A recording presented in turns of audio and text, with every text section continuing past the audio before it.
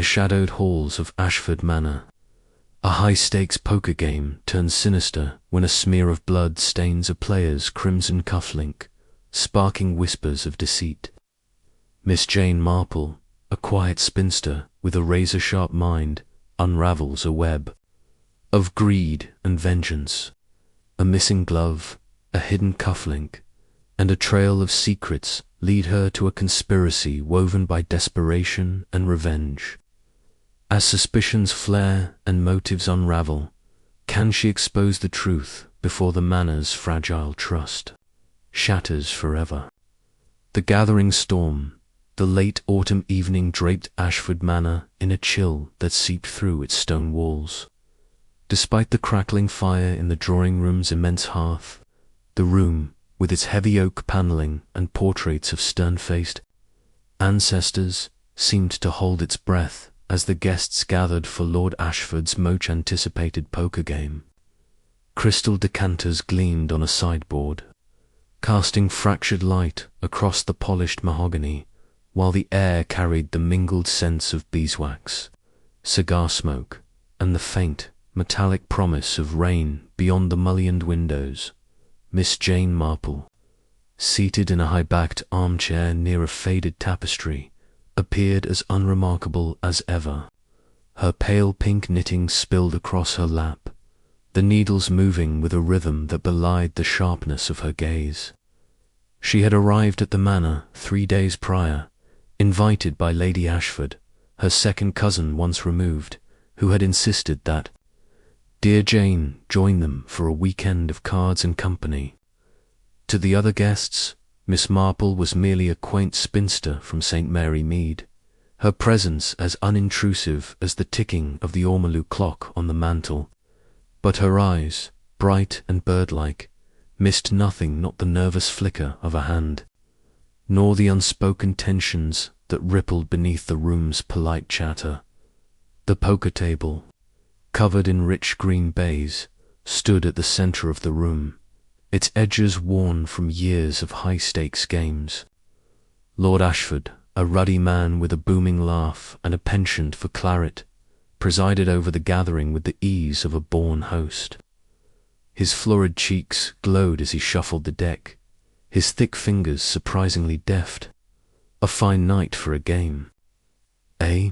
he said, winking at his son, Reginald, who lounged beside him. Reginald, lean and pale, with hair slicked back and eyes that darted too quickly, toyed with a silver cigarette case. His smile was tight, as if it cost him effort. Across the table sat Clara Beaumont, a widow whose sharp tongue was as renowned as the diamonds that glittered at her throat and wrists. Her dark hair, swept into an elegant chignon, framed a face that was handsome rather than beautiful, with eyes that held a predatory glint. She sipped her gin and tonic with deliberate slowness, her gaze flicking over her fellow players as if calculating their worth. Major Harold Grayson, retired and perpetually dour, occupied the next chair. His moustache bristled as he muttered about the weather, his hands clasped tightly as if restraining some inner agitation. His military bearing was unmistakable, though his eyes betrayed a weariness that spoke of battles beyond the battlefield. The fifth player, Victor Crane, was a stranger to the Ashford-Sokola London businessman. Introduced by a mutual acquaintance, whose arrival had stirred curiosity. He was tall, with an angular face and dark hair that fell just so over his brow. His tailored suit, charcoal with a faint pinstripe, spoke of wealth and taste, but it was his cufflinks that drew Miss Marple's attention. Crimson stones garnets, perhaps, or rubies got the chandelier's light, winking like drops of blood against the crisp white of his cuffs. He moved with a quiet precision, his voice low and measured, betraying nothing of his thoughts. Miss Marple's needles paused for a moment. There was something about Victor Crane, a stillness that felt deliberate, like a man accustomed to keeping secrets. As the game commenced, the room's atmosphere shifted subtly. The clink of chips and the rustle of cards replaced the earlier banter, and the guests' faces grew taut with concentration. Lord Ashford played with reckless enthusiasm, his bets bold and often ill-advised. Reginald's hands trembled slightly as he pushed forward stacks of chips, his eyes darting to Victor, who won hand after hand with unnerving calm. Clara's lips thinned each time she folded, her fingers drumming a silent rhythm on the table. Major Grayson, methodical but cautious, seemed to resent every chip he lost, his scowl deepening with each round dot. Miss Marple, unnoticed in her corner, watched it all. She noted how Reginald's cigarette case lay untouched, as if he were too distracted to smoke. She observed Clara's quick glances at Victor, laced with something sharper than rivalry, and she saw the way Victor's left hand, adorned with that striking cufflink, rested lightly on the table, as if inviting scrutiny. The game stretched past 11, the stakes climbing higher, the laughter growing forced. Then, as Victor reached for a card, Clara's voice sliced through the haze. "Good heavens, Victor!" she exclaimed, her glass clattering to the table. "Is that blood on your cufflink?" The room froze. All eyes turned to Victor's left cuff, where a dark smear marred the crimson stone. It was faint, but unmistakable in the lamplight, a rusty stain that seemed to pulse with accusation. Victor's hand stilled, his face a mask of composure, though Miss Marple caught the fleeting tightness in his jaw. "Nonsense," he said, his voice smooth as polished stone. "It's merely wine. I must have brushed against a glass." He dabbed at the stain with a handkerchief, but the gesture only drew more attention. The smear did not lighten Dot. Lord Ashford laughed, a touch too loudly. "Clara, you've a flair for drama. Let's not ruin a good game over a spot of claret." But the mood had shifted. Reginald's eyes narrowed, and Major Grayson's moustache twitched with suspicion. Clara leaned back, her expression unreadable, though her diamonds gleamed with cold satisfaction. Miss Marple's needles resumed their quiet clicking, but her mind was elsewhere. As she glanced toward the floor, she noticed something beneath. The Tabola single black leather glove, its fine stitching catching the light. Its partner was nowhere in sight. The game limped on for another hand before Lord Ashford called a halt, citing the late hour. The guests dispersed, their farewells strained, and Victor Crane excused himself with a curt nod, his cufflink still faintly stained. Miss Cardiopulmonary Resuscitation, Miss Marple remained in her chair, her knitting untouched, her thoughts circling the glove, the cufflink, and the undercurrents of malice she had sensed in the room. A storm was brewing at Ashford Manor, and she suspected it had little to do with the weather outside. Chapter 2. The crimson stain the morning after the poker game dawned grey and heavy, with a mist that clung to the windows of Ashford Manor like a veil of unease. The grand house, nestled in the rolling hills of the countryside, seemed to sag under the weight of its own secrets, its turrets and gables half hidden in the fog. Inside, the breakfast room was a study in forced civility, the clink of porcelain and the rustle of newspapers masking the tension that lingered from the previous night. Miss Jane Marple, seated at the far end of the mahogany table, sipped her tea with a composure that belied the keenness of her observations. Her pale grey eyes, framed by spectacles, moved from face to face, noting the subtle signs of disquiet among the guests. Lord Ashford, ever the optimist, presided over the meal, with his usual bluff cheer, his voice booming as he recounted a hunting anecdote from his youth. His florid cheeks were perhaps a shade redder than usual, and his laughter rang a touch too heartily, as if to drown out the memory of Clara Beaumont's accusation.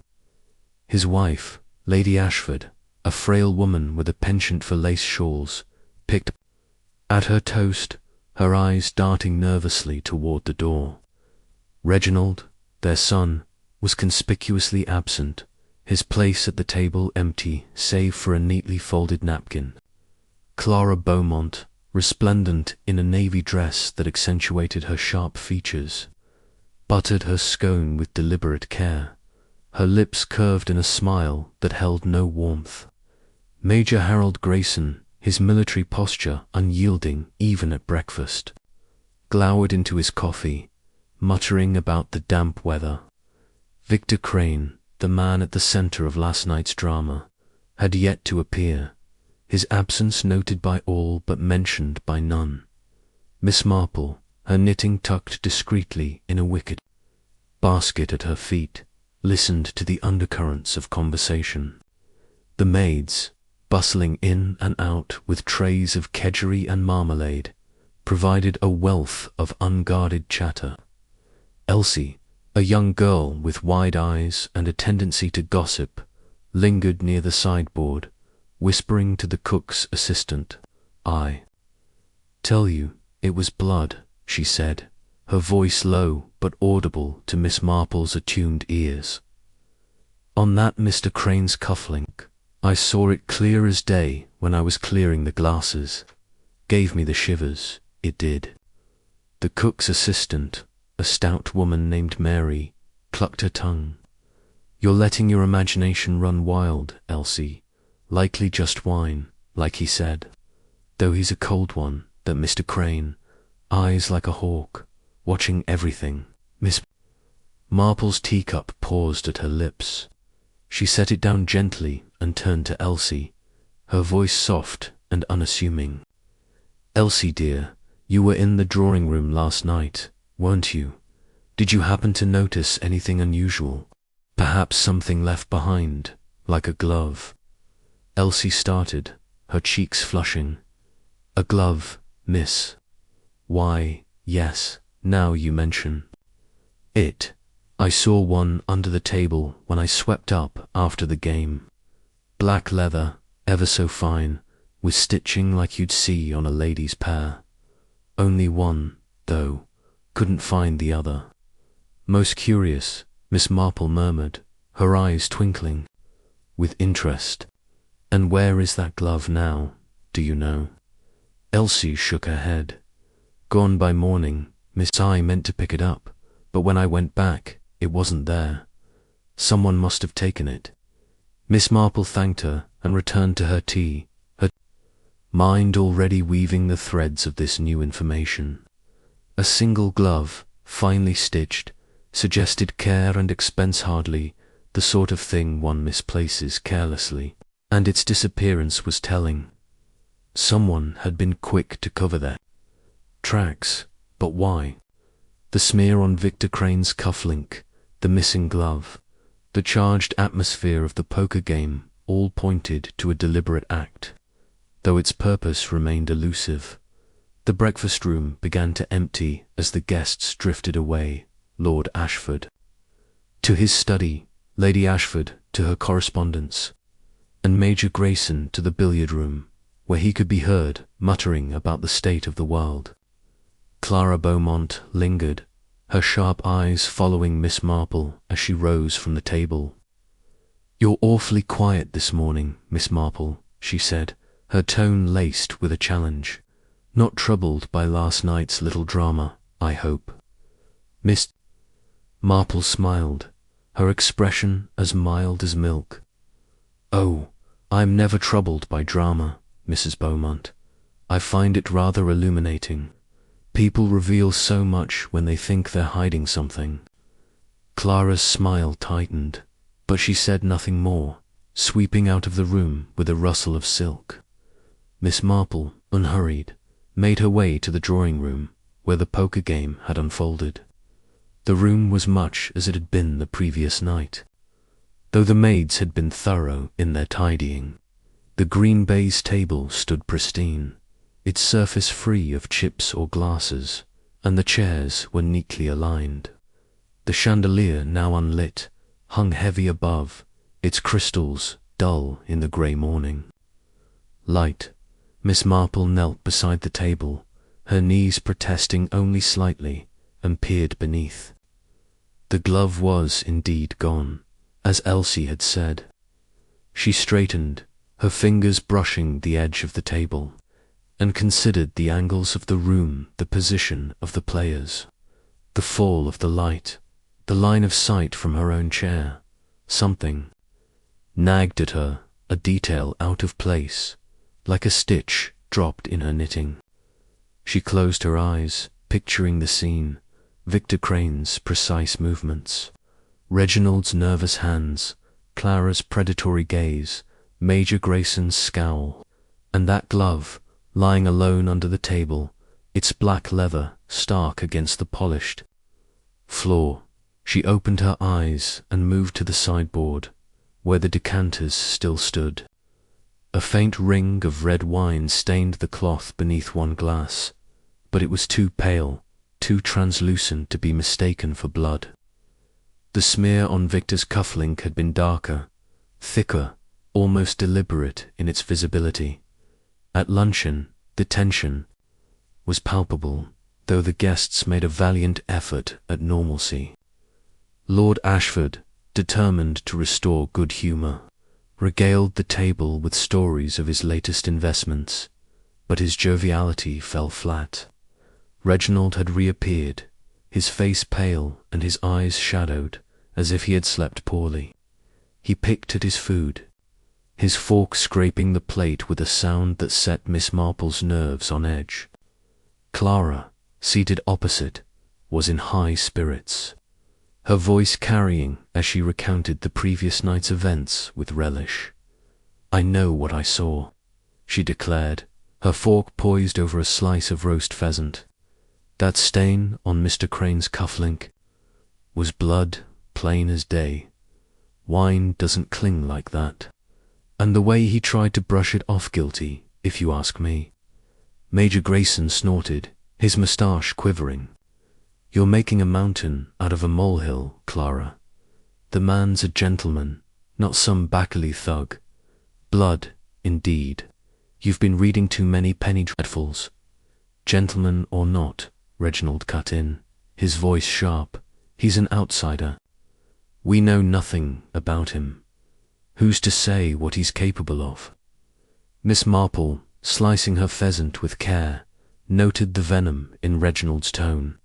His hands, she observed, were unsteady, and his cigarette case, which he usually toyed with, was absent. She wondered if it, too, had been misplaced or hidden. Victor Crane, who had joined the table late, sat at the far end, his expression impassive. He ate sparingly, his movements precise, and when he spoke, it was with a calm that seemed to irritate Clara further. "I assure you, Mrs. Beaumont," he said, his voice low, the stain was wine, a clumsy moment, nothing more. "I've had the cufflink cleaned, so there's no need for further speculation." Clara's eyes narrowed. "Convenient," she murmured, but she let the matter drop, turning her attention to her wine-glass. Miss Marple, however, was not so easily satisfied.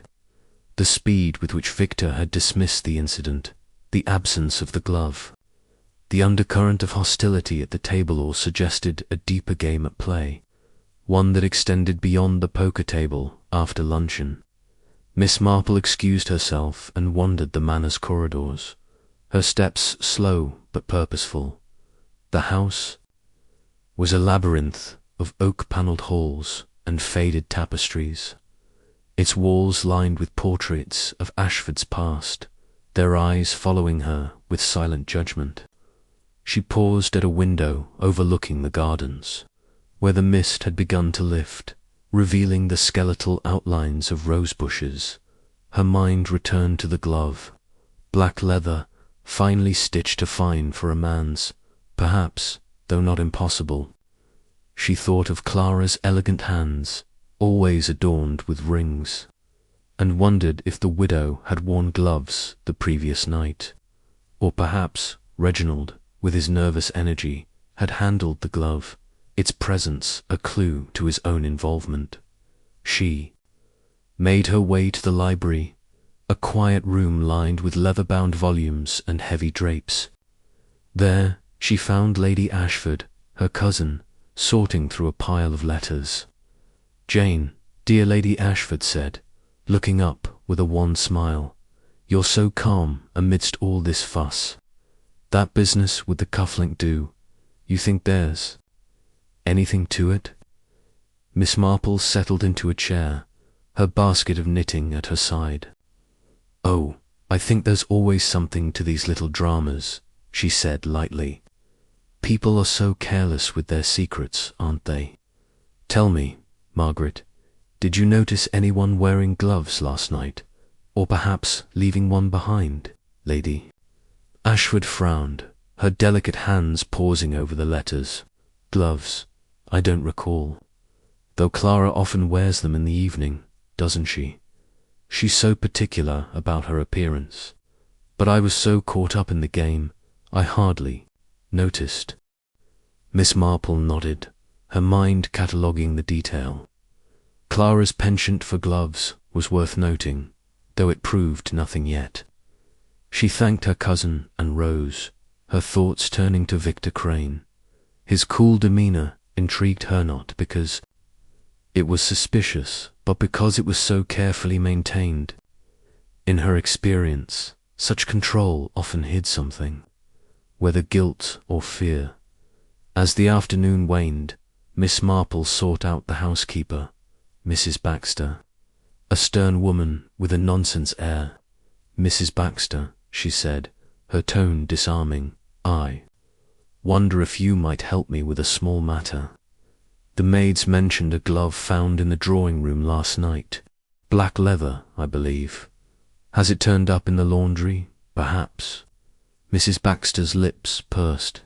"No, miss. I've not seen any such glove, and the girls would have reported it if they found it.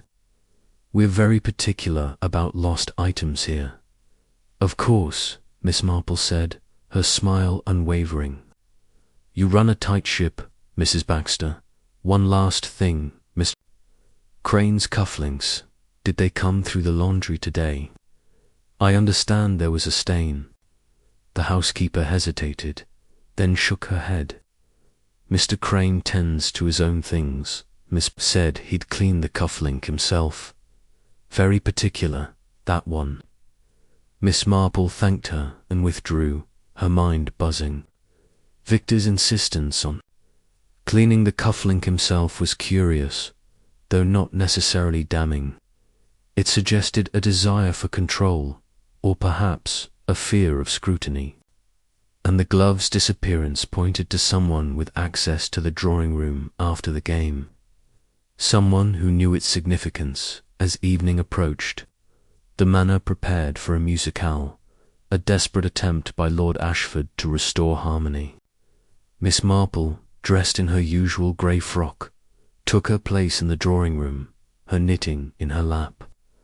The guests were subdued, their smiles brittle as they listened to Lady Ashford's halting rendition of a Chopin nocturne. Victor Crane, at the piano for a later piece, played with mechanical precision, his crimson cufflinks gleaming once more, free of any stain.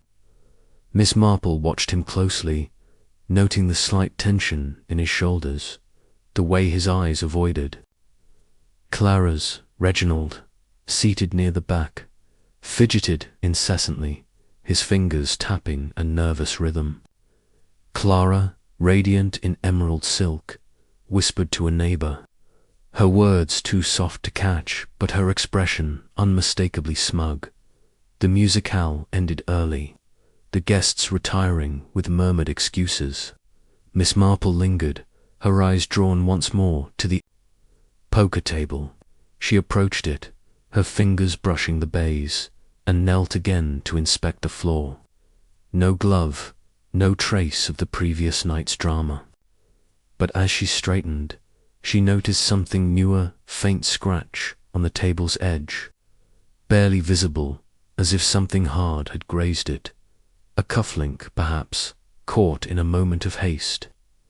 She filed the detail away, her mind turning over the puzzle, the crimson stain, the missing glove.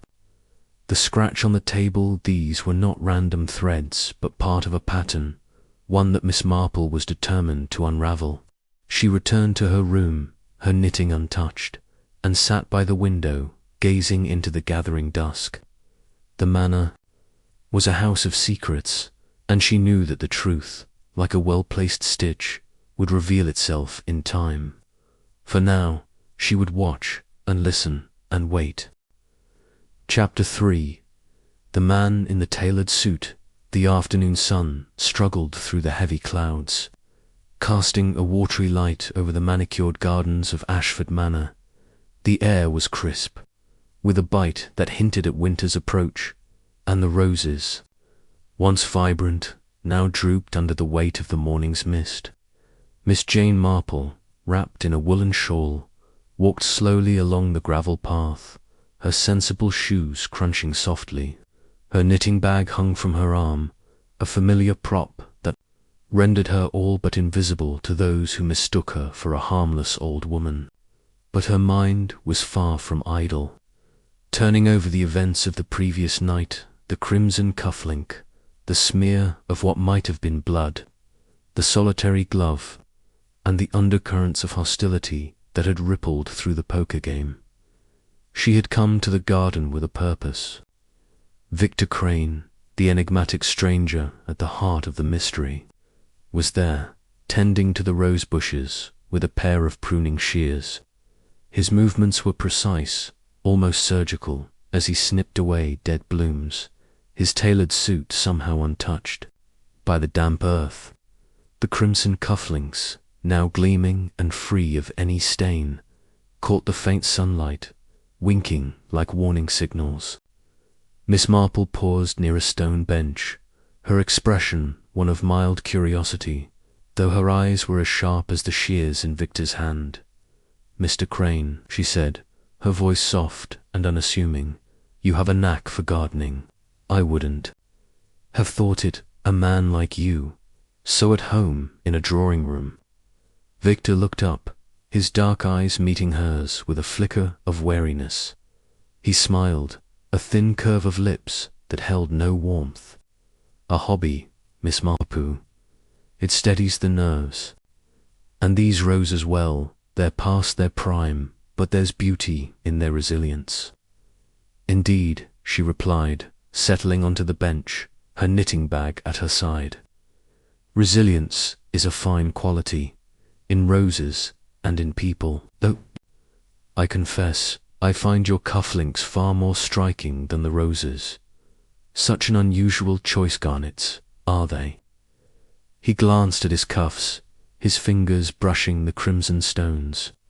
"A gift from an associate in London," he said smoothly. "Garnets? Yes, I'm told they suit me." His tone was light, but there was a guardedness in his posture, a subtle stiffening that Miss Marple noted. "A generous gift," she said, her needles clicking as she drew out her knitting. "And that stain last night, such a pity." "Wine, you said. It's remarkable how often wine is mistaken for something more sinister." Victor's hand paused mid-snip, the shears glinting. "A common mistake," he said, his voice steady. "I cleaned it myself this morning. No harm done." Miss Marple nodded, her eyes on her knitting, though she missed not a flicker of his expression. "And gloves, Mr. Crane, do you ever wear them when you play cards? I noticed a glove under the table last night, black leather, finely stitched. Quite out of place, I thought." His gaze sharpened, though his smile remained. "Gloves? No, I find them cumbersome. My hands prefer freedom when I play."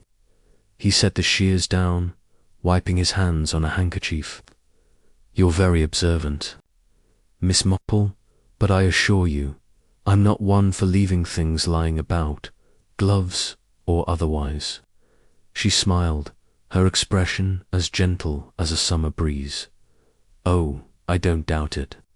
You strike me as a careful man, Mr. Crane, but carelessness is so often the undoing of others, isn't it?" She rose, tucking her knitting away. "I'll leave you to your roses. They're fortunate to have such a meticulous gardener." As she walked back toward the manor, Miss Marple felt the weight of Victor's gaze on her back. His composure was flawless, but she had seen the crack in it, a momentary tension, a flicker of unease that betrayed more than his words.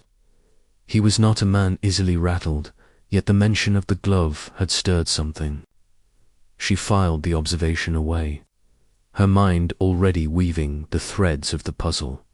The cufflink, the glove, the scratch on the poker table she had noticed the previous evening.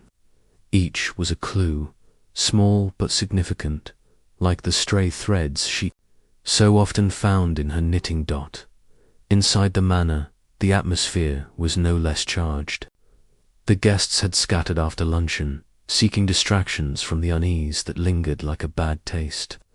Lord Ashford was in his study, poring over ledgers, his joviality tempered by a furrowed brow.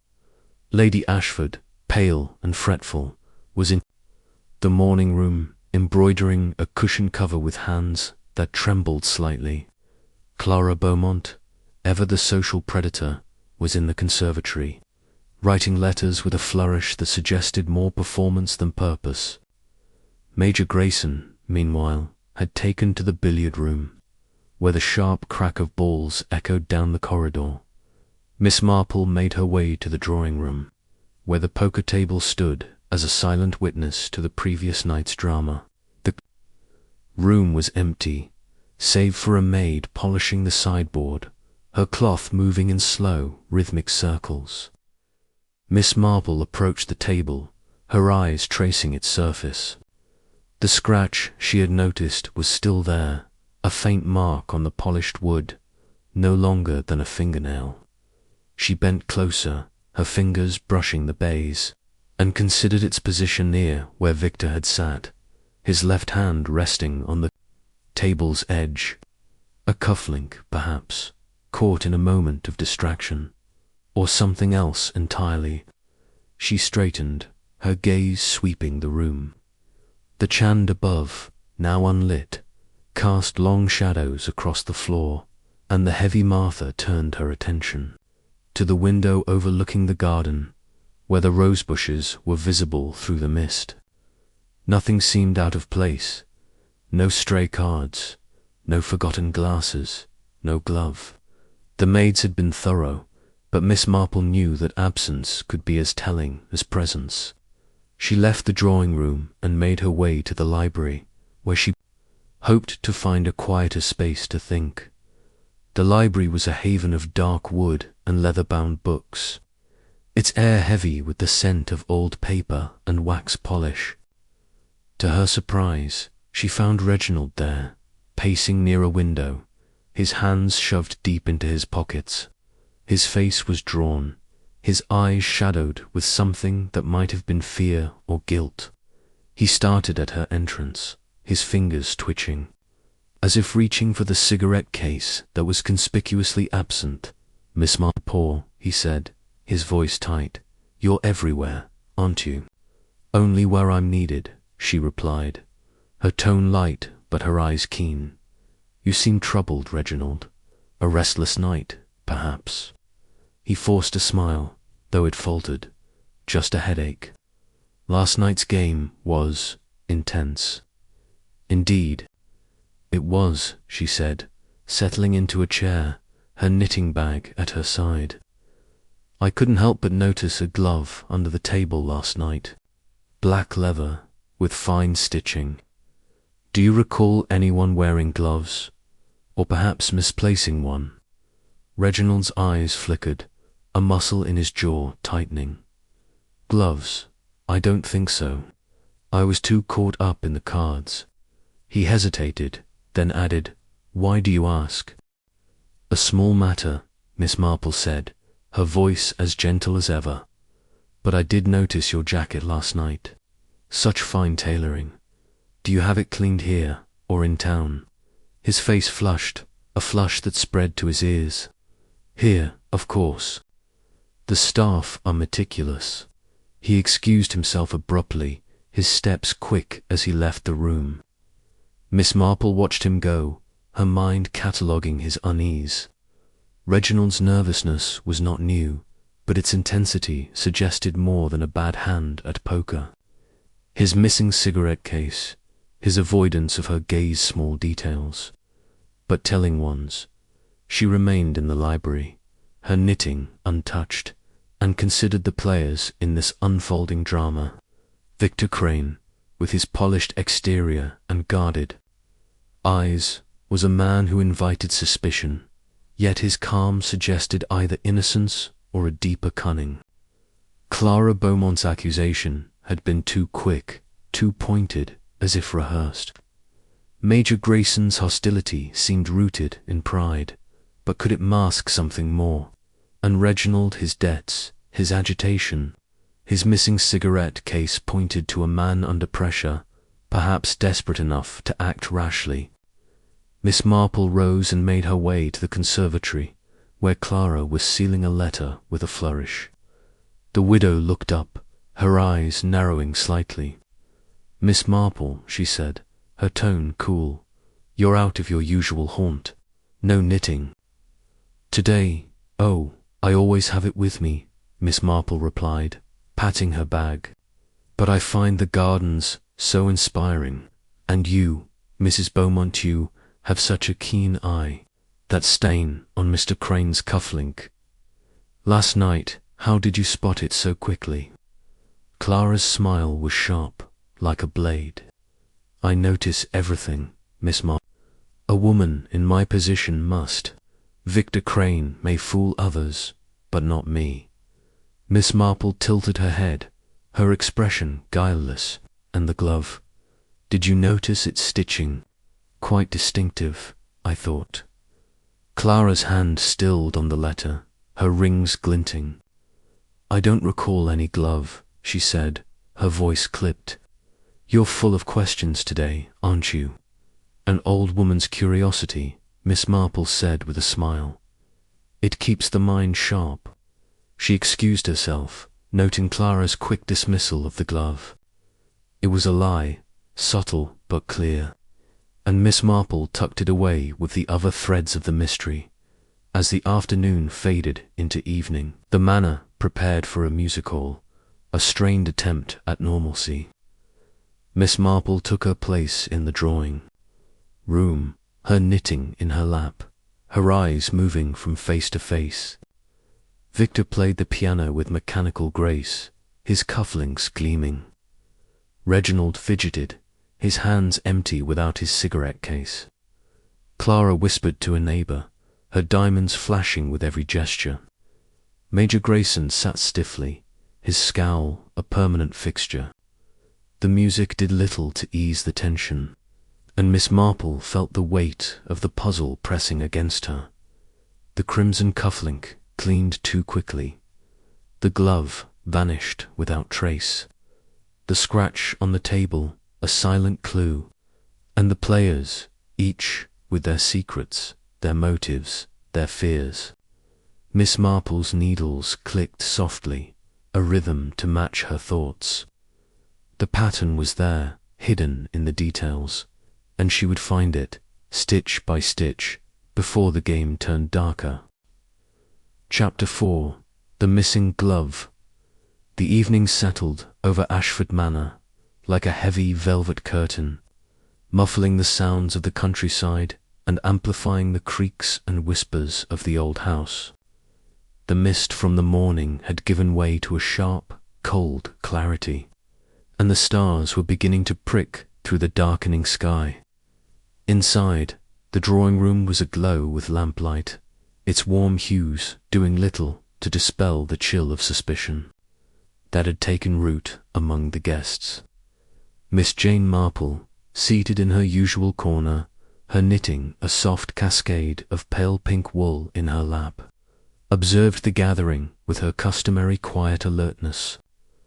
Her grey eyes, bright behind her spectacles, moved from face to face, cataloguing the subtle shifts in demeanour that betrayed far more than words. Lord Ashford, determined to restore the conviviality of his household, had organised a musicale to follow the strained luncheon, a decision that felt more like defiance than optimism. The grand piano, polished to a mirror-like sheen, stood at one end of the room, its keys awaiting the touch of Lady Ashford or, perhaps, Victor Crane, who had proven himself adept the previous evening. The guests were arranged in a semicircle of chairs, their postures stiff, their smiles brittle. Clara Beaumont, resplendent in a gown of deep emerald that set off her diamonds, sat near the front, her hands folded with a precision that suggested restraint rather than ease. Major Harold Grayson, his military bearing as rigid as ever, occupied a chair near the window, his eyes fixed on some distant point beyond the glass. Reginald, pale and restless, hovered at the back, his fingers twitching as if longing for the cigarette case that remained conspicuously absent. Victor Crane, his tailored suit impeccable, leaned against the piano, his expression one of detached politeness, though his crimson cufflinks caught the light with an almost defiant gleam. Miss Marple's needles moved steadily, the soft click a counterpoint to the murmur of conversation. She had spent the afternoon piecing together the fragments of the puzzle, the smear on Victor's cufflink, the vanished glove, the scratch on the poker table, and the undercurrents of resentment that swirled around the players. Each detail was a thread, and she was determined to weave them into a coherent pattern. The glove, in particular, nagged at her. Its fine stitching, as Elsie had described, suggested a quality that was not easily misplaced, and its disappearance pointed to deliberate concealment. But by whom, and to what end? The musicale began with Lady Ashford at the piano, her delicate hands coaxing a hesitant rendition of a Mozart sonata from the keys. Her playing was competent but nervous, the notes faltering under the weight of the room's tension. Miss Marple watched the guests, noting Clara's tight smile, Major Grayson's impatient shifting, and Reginald's inability to sit still. Victor, standing near the piano, turned the pages for Lady Ashford with a courtesy that seemed almost mechanical. His cufflinks, free of any stain, glinted as he moved, and Miss Marple's eyes lingered on them. Garnets, he had said, a gift from a London associate. But gifts, in her experience, often carried obligations or secrets. As Lady Ashford concluded her piece to polite applause, Victor took her place at the piano, his fingers moving with a precision that mirrored his card-playing. He chose a sombre piece by Chopin, its melancholy notes filling the room with a haunting resonance. Miss Marple observed the effect on the guests. Clara's eyes narrowed, as if the music stirred some private grudge. Major Grayson's scowl deepened, his hands clenching the arms of his chair. Reginald paced quietly at the back, his agitation palpable. The music, like the poker game, seemed to strip away pretenses, revealing the raw edges of their emotions. When the piece ended, the applause was subdued, and the guests began to disperse, murmuring excuses about the late hour. Miss Marple remained in her chair, her knitting untouched, her mind turning over the evening's observations. She had seen Clara whisper to a neighbour, her words sharp and fleeting, and she had noted Reginald's avoidance of Victor, as if the man's presence were a physical weight. Major Grayson, too, had watched Victor with a hostility that went beyond mere dislike, but it was the glove or its absence that occupied her thoughts most insistently. She resolved to pursue it further, and as the room emptied, she made her way to the library, a place where secrets often lingered in the quiet. Library was dim, lit only by a single lamp on a side table, its glow casting long shadows across the rows of leather-bound books. To Miss Marple's surprise, Reginald was there, standing near a bookshelf, his back to the door. He was leafing through a volume, but his movements were distracted, his shoulders tense. She cleared her throat softly, and he spun around, the book slipping from his hands to the floor with a soft thud. "Miss Marple," he said, his voice sharp with surprise. "I didn't hear you come in." "Forgive me, Reginald," she said, her tone as gentle as a summer breeze. "I didn't mean to startle you. I find libraries so soothing, don't you? All those stories, waiting to be told." She bent to retrieve the book, a worn copy of Thackeray's Vanity Fair, and handed it to him with a smile. He took it, his fingers fumbling. "Yes, soothing," he muttered, though his eyes were anything but calm. "I just needed a moment away from everything." The musicale was rather intense, Miss Marple said, settling into a chair, her knitting bag at her side. "So many emotions in one room. It reminds me of a little drama in St. Mary Mead years ago, when a misplaced scarf caused quite a stir. Tell me, Reginald, did you happen to notice a glove last night at the poker table? Black leather, finely stitched, I'm told." Reginald's face paled, his hand tightening on the book. "A glove? No, I was focused on the game." "Why do you keep asking about gloves?" His voice held a note of defensiveness, and his eyes darted to the door, as if seeking escape. "Oh, just an old woman's curiosity," Miss Marple said, her needles clicking softly as she began to knit. "But it's odd, isn't it? A single glove left under the table, then gone by morning. It makes one wonder who might have taken it and why." Reginald swallowed, his Adam's apple bobbing. "I don't know anything about it," he said, too quickly. "Maybe one of the maids misplaced it." "Perhaps," Miss Marple said, her tone mild, "though the maids here are so meticulous, aren't they? Like your jacket, for instance. Such fine tailoring. Do you have it cleaned here, or do you send it to town?" His flush deepened, spreading to his neck. "Here," he said curtly. "Mrs. Baxter sees to everything." He set the book down with a thud and excused himself. His steps hurried as he left the room. Miss Marple watched him go, her needles pausing. Reginald's agitation was more than nerves. It was the behavior of a man with something to hide. His missing cigarette case, his avoidance of her questions, his discomfort at the mention of his jacket-all suggested a role in the unfolding drama, though whether as perpetrator or pawn, she could not yet say. She rose and examined the bookshelf. Where Reginald had stood, her fingers brushing the spines. Nothing seemed out of place, but the air felt charged, as if the room itself held its breath. She left the library and made her way to the servants' quarters, a warren of narrow corridors at the back of the manor.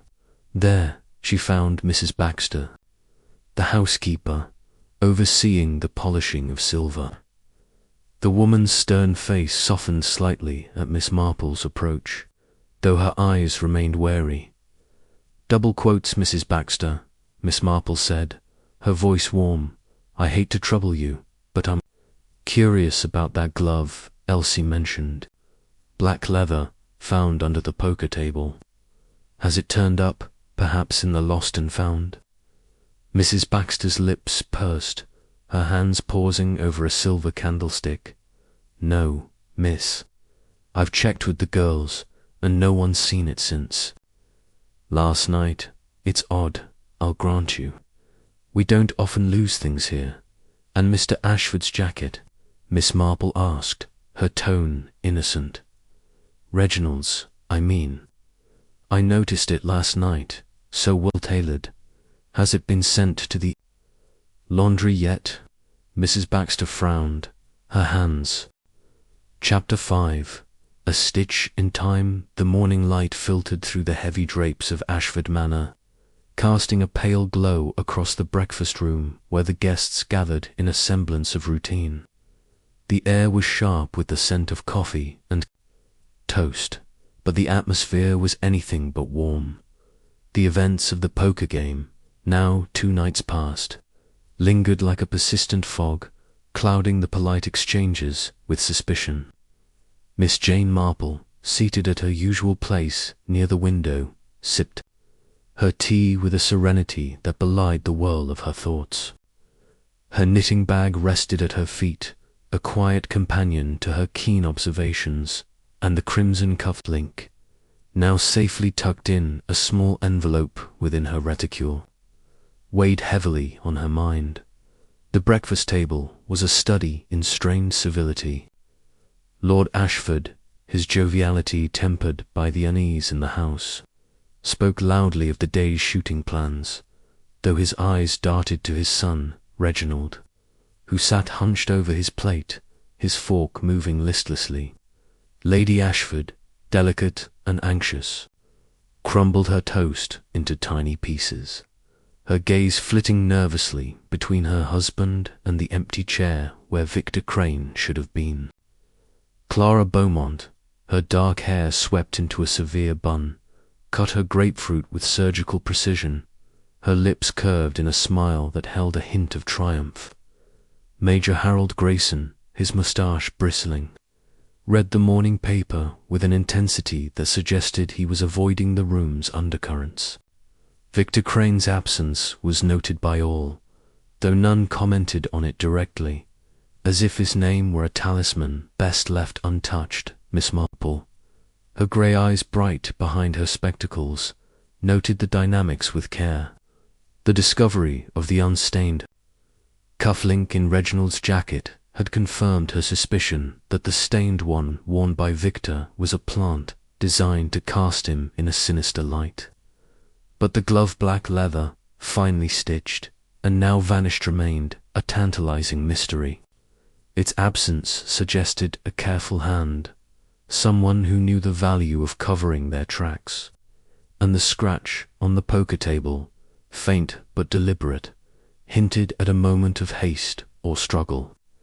The pieces were falling into place, but the pattern was still incomplete, like a shawl with a missing row.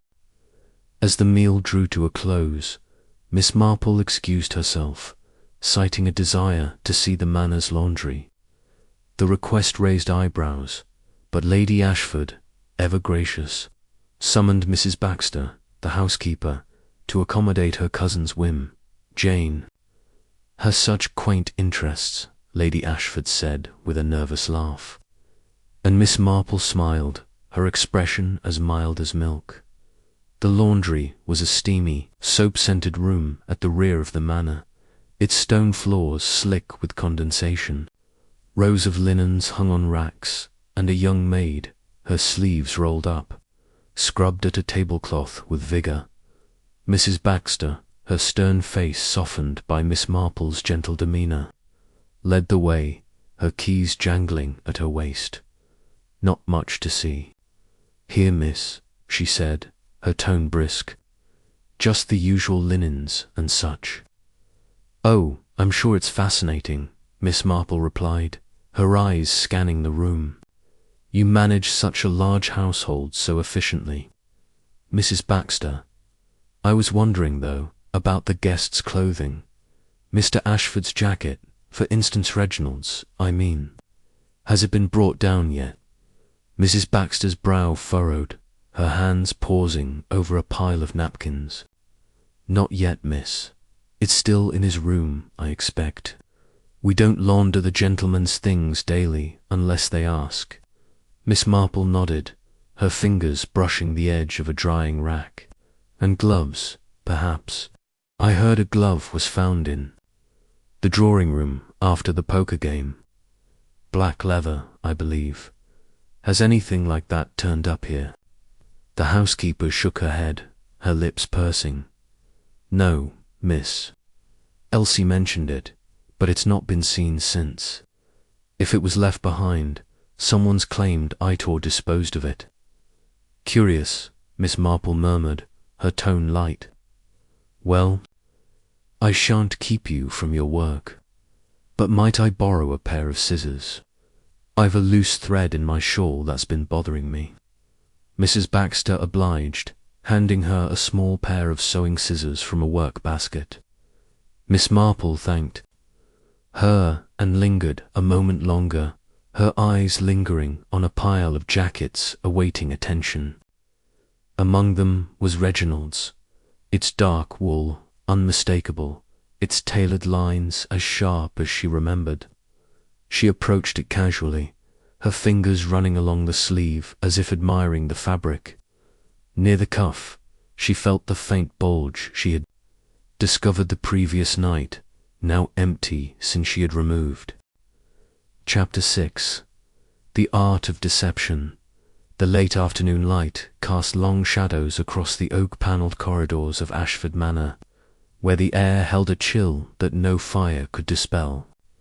The house, with its creaking floors and ancient tapestries, seemed to pulse with secrets, each room a repository of whispers and half-truths. Miss Jane Marple, her shawl drawn tightly about her shoulders, moved with her usual unhurried grace, her knitting bag a constant companion. The discovery of the unstained cufflink in Reginald's jacket had sharpened her focus, confirming her suspicion that the stained cufflink worn by Victor Crane was a deliberate plant. Yet the missing glove, with its fine stitching, and the faint scratch on the poker table lingered in her mind, like loose threads in a tapestry begging to be woven into place. The day had been one of strained civility, the guests tiptoeing around the events of the poker game as if it were a bruise too tender to touch.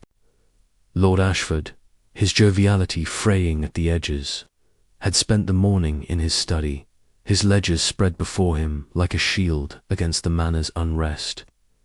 Lady Ashford, pale and distracted, had retreated to her sitting room, her embroidery needle moving with a tremor that betrayed her nerves. Clara Beaumont, her sharp tongue undimmed, had taken to the conservatory, where she penned letters with a vigour that suggested more than idle correspondence. Major Harold Grayson, his military demeanour as rigid as ever, had prowled the grounds, his cane tapping a steady rhythm against the gravel paths. Reginald, shadowed and silent, had kept to his room, emerging only briefly for meals, his eyes avoiding those of his fellow guests. Victor Crane, the enigmatic centre of the storm, moved through the manor with a calm that bordered on defiance, his crimson cufflinks a silent challenge to the suspicions swirling around him. Miss Marple, her mind as sharp as her knitting needles, had spent the morning reflecting on the cufflink's significance. Its hiding place in Reginald's jacket pointed to his involvement, but the precision of the act, the careful stitching, the swift removal of the glove suggested a collaborator, someone with a steadier hand or a sharper motive. Clara's quick accusation at the poker table, Major Grayson's barely concealed hostility, even Lady Ashford's nervous glances all hinted at a deeper game, one played with stakes higher than money. The glove, with its feminine stitching, was the key, and Miss Marple was determined to find its owner. Her conversation with Lord Ashford the previous evening had been illuminating, though not conclusive. His admission of Reginald's debts had confirmed her suspicions about the young man's desperation, but his refusal to consider other culprits suggested a father's blind spot. Miss Marple knew better than to trust such loyalty, in her experience. The truth often lay in the shadows cast by affection. She resolved to speak with Lord Ashford again, to press him on the details he might have overlooked, and to pursue the thread of the glove with renewed focus. She found Lord Ashford in his study, a room heavy with the scent of leather and pipe smoke. The walls were lined with hunting trophy stag antlers and a fox's brush interspersed, with shelves of books that looked more decorative than read. Lord Ashford sat at his desk, a glass of brandy in hand, his florid face etched with worry. He looked up as Miss Marple entered, his smile weary but welcoming. "Jane," he said, gesturing to a chair, "you're a sight for sore eyes. This business with the Cufflink." Margaret's beside herself. "You're sure it was in Reginald's jacket?" Miss Marple settled into the chair, her knitting bag at her side. "Quite sure," she said gently, producing the unstained Cufflink from her reticule and placing it on the desk. Its garnet surface caught the lamplight, gleaming with a clarity that mocked the stained version it had replaced. "I found it hidden in the lining, Lord Ashford. Someone went to great trouble to swap it with the one Mr. Crane wore, the one stained with what appeared to be blood. But I suspect it was not blood, at all perhaps a clever substitute, meant to provoke suspicion." Lord Ashford's hand trembled as he reached for the cufflink, his eyes fixed on its surface. "Reginald," he murmured, his voice thick. "He's been reckless, I know, but this, why would he do such a thing?" "Desperation can drive even good men to folly," Miss Marple said, her tone kind but firm. "You mentioned his debts. Were they substantial? Enough to make him resent Mr. Crane, perhaps, for his success at the table?" Lord Ashford sighed, his shoulders sagging. "Substantial, yes. He's been borrowing against his allowance, gambling in town, thinking he could win it back. I've bailed him out before, but this time..." He trailed off, his eyes distant. "Crane's been winning too much, Jane. Reginald's taken it personally, I think, but planting a cufflink, that's not like him." Miss Marple nodded, her needles clicking softly as she drew out her knitting. "Not like him, perhaps, but desperation can change a man. Tell me, Lord Ashford, did you notice anyone wearing gloves that night? Black leather, finely stitched, as Elsie described." He frowned, his brow furrowing. "Gloves, I don't recall. Clara, maybe. She's always so particular about her appearance. But I was caught up in the game, Jane. I didn't notice much beyond the cards." "Understandable," she said, her smile reassuring. "But small details can be so telling, don't you think? Like a dropped stitch in a shop unravels the whole pattern if you're not careful." She rose, slipping the cufflink back into her reticule. "Thank you, Lord Ashford. I'll keep this discreet, for Margaret's sake." As she left the study, her mind was already turning to Clara Beaumont. The widow's quick accusation at the poker table had been too precise, too theatrical, as if she had been waiting for the moment to strike. Her hostility toward Victor Crane suggested a personal grudge, one that went beyond the confines of the manor. Miss Marple resolved to speak with her, to probe the edges of her composure and see what lay beneath. She found Clara in the conservatory, surrounded by ferns and the faint hum of bees drawn to the late-blooming flowers. The widow was seated at a Rottian table, a tray of sherry before her, her pen poised over a half-finished letter. Her emerald gown had been replaced by a tailored suit of charcoal grey, its severity softened by a silk scarf at her throat. She looked up as Miss Marple approached, her eyes narrowing slightly, though her smile was polite. "Miss Marple," she said, setting her pen down, "you're making a habit of these little visits. To what do I owe the pleasure?" Miss Marple settled into a chair, her knitting bag at her side. "Oh, just a moment's company," she said, her tone light. "This conservatory is so charming, don't you think? All these plants thriving despite the season. It reminds me of people. in a way salient, but only if tended properly. Clara's smile tightened, her fingers brushing the rim of her sherry glass. "A quaint analogy," she said, "but I suspect you're not here to discuss horticulture." Miss Marple's needles began to move, their rhythm steady. "You're quite right, Mrs. Beaumont. I've been thinking about the poker games. A dramatic evening. Your eye for detail is remarkable. That stain on Mr. Crane's cuffling, how did you notice it so quickly, amidst all the excitement?" Clara's eyes flicked to her glass, her fingers tightening slightly. "I notice everything, Miss Marple," she said, her voice cool. "A woman in my position has to. Victor Crane may think he's clever, but I know a fraud when I see one." "A fraud?" Miss Marple tilted her head, her expression guileless. "That's a strong word. Do you know Mr. Crane well, then?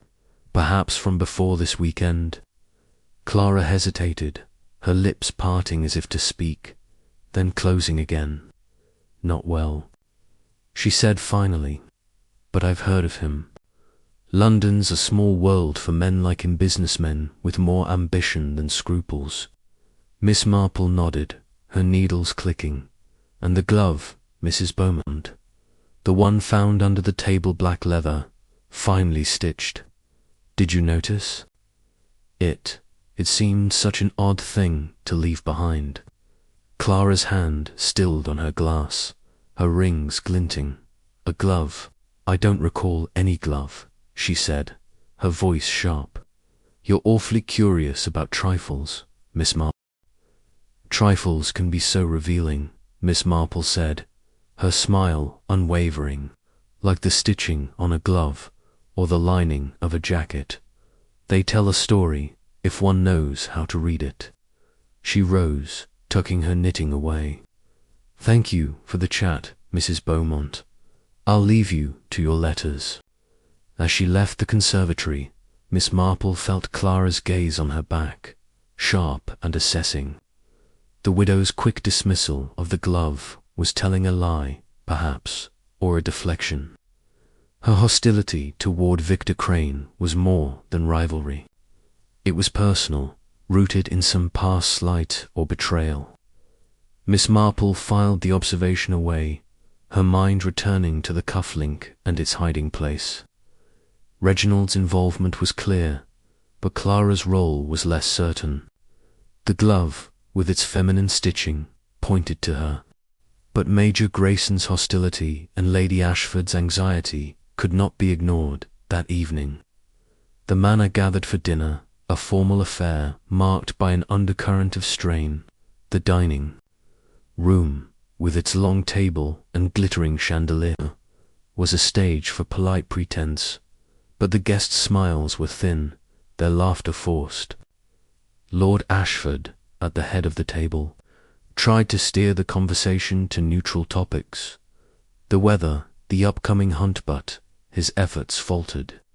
Lady Ashford, seated beside him, picked at her food, her eyes darting to Reginald, who sat silent and pale, his hands hidden beneath the table. Clara, radiant in a gown of sapphire silk, spoke with a brightness that felt calculated, her eyes flicking to Victor with a mixture of challenge and disdain.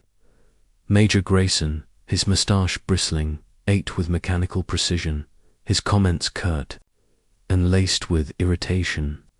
Victor, at the far end of the table, was as composed as ever, his cufflinks gleaming, his responses measured but tinged with a faint edge of defiance. Miss Marple, seated between Lady Ashford and Major Grayson, listened. More than she spoke, her eyes noting the interplay of glances and silences. She observed the way Clara's fingers lingered on her wineglass, her rings catching the light, and wondered if those hands had worn the glove that night. She noted Reginald's avoidance of Victor's gaze, his fingers twitching as if seeking his missing cigarette case. And she saw Victor's calm, a polished surface that hid something deeper: fear, perhaps, or calculation. As the meal drew to a close, Miss Marple excused herself, citing a need for fresh air. She stepped onto the terrace, where the night was, crisp and starlit, the manor's lights casting a warm glow against the darkness. She stood for a moment, her shawl drawn close, and considered the puzzle. The cufflink, hidden in Reginald's jacket, was a deliberate act, but its execution suggested a collaborator, someone with access to Victor's belongings, someone who knew the value of a well-placed clue. The glove, with its fine stitching, pointed to Clara, but its disappearance suggested a broader conspiracy. And the scratch on the poker table, faint but telling, hinted at a moment of carelessness, a crack in the facade of a carefully laid plan. She returned to her room, her knitting untouched, and sat by the window, the cufflink in her hand. Its weight was reassuring, a tangible piece of the puzzle. The manor was a house of deception, its guests players in a game far more dangerous than poker. Miss Marple knew that the truth lay in the details, the glove, the scratch, the hidden cufflink, and she was determined to unravel it, stitch by careful stitch, before the art of deception claimed a steeper price.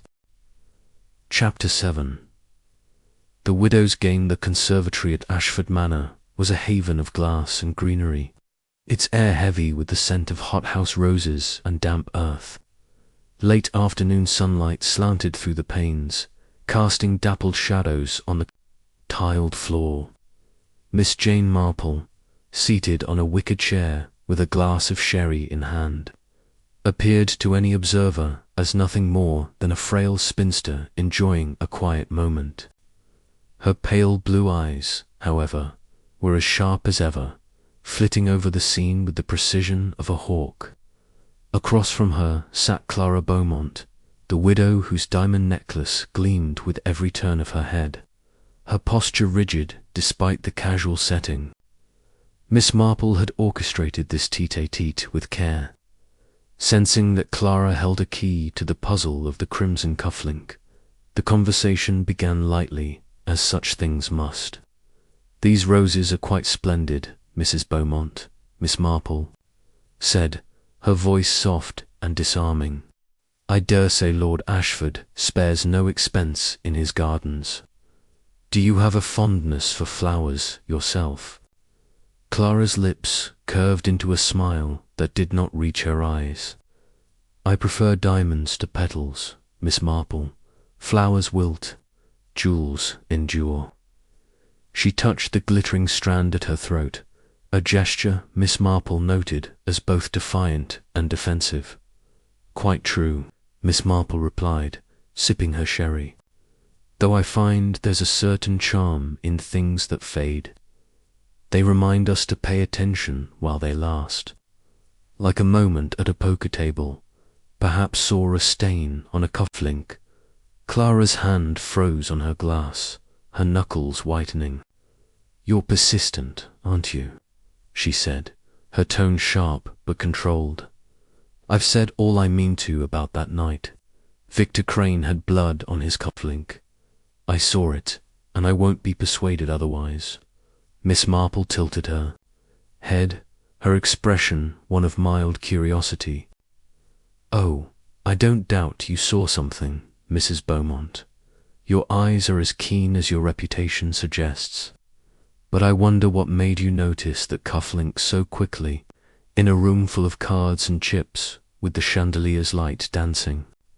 Everywhere, it's a small detail to catch." Clara's smile tightened, a flicker of unease crossing her face. "I notice everything, Miss Marple. It's a habit from years of navigating difficult circles. Men like Victor Crane don't fool me with their polished manners."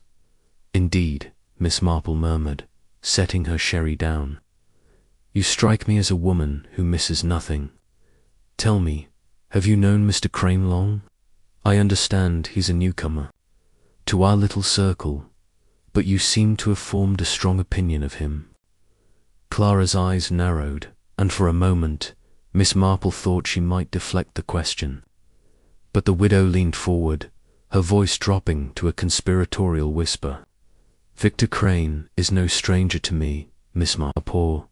We crossed paths in London years ago, in circles where money changes hands faster than cards.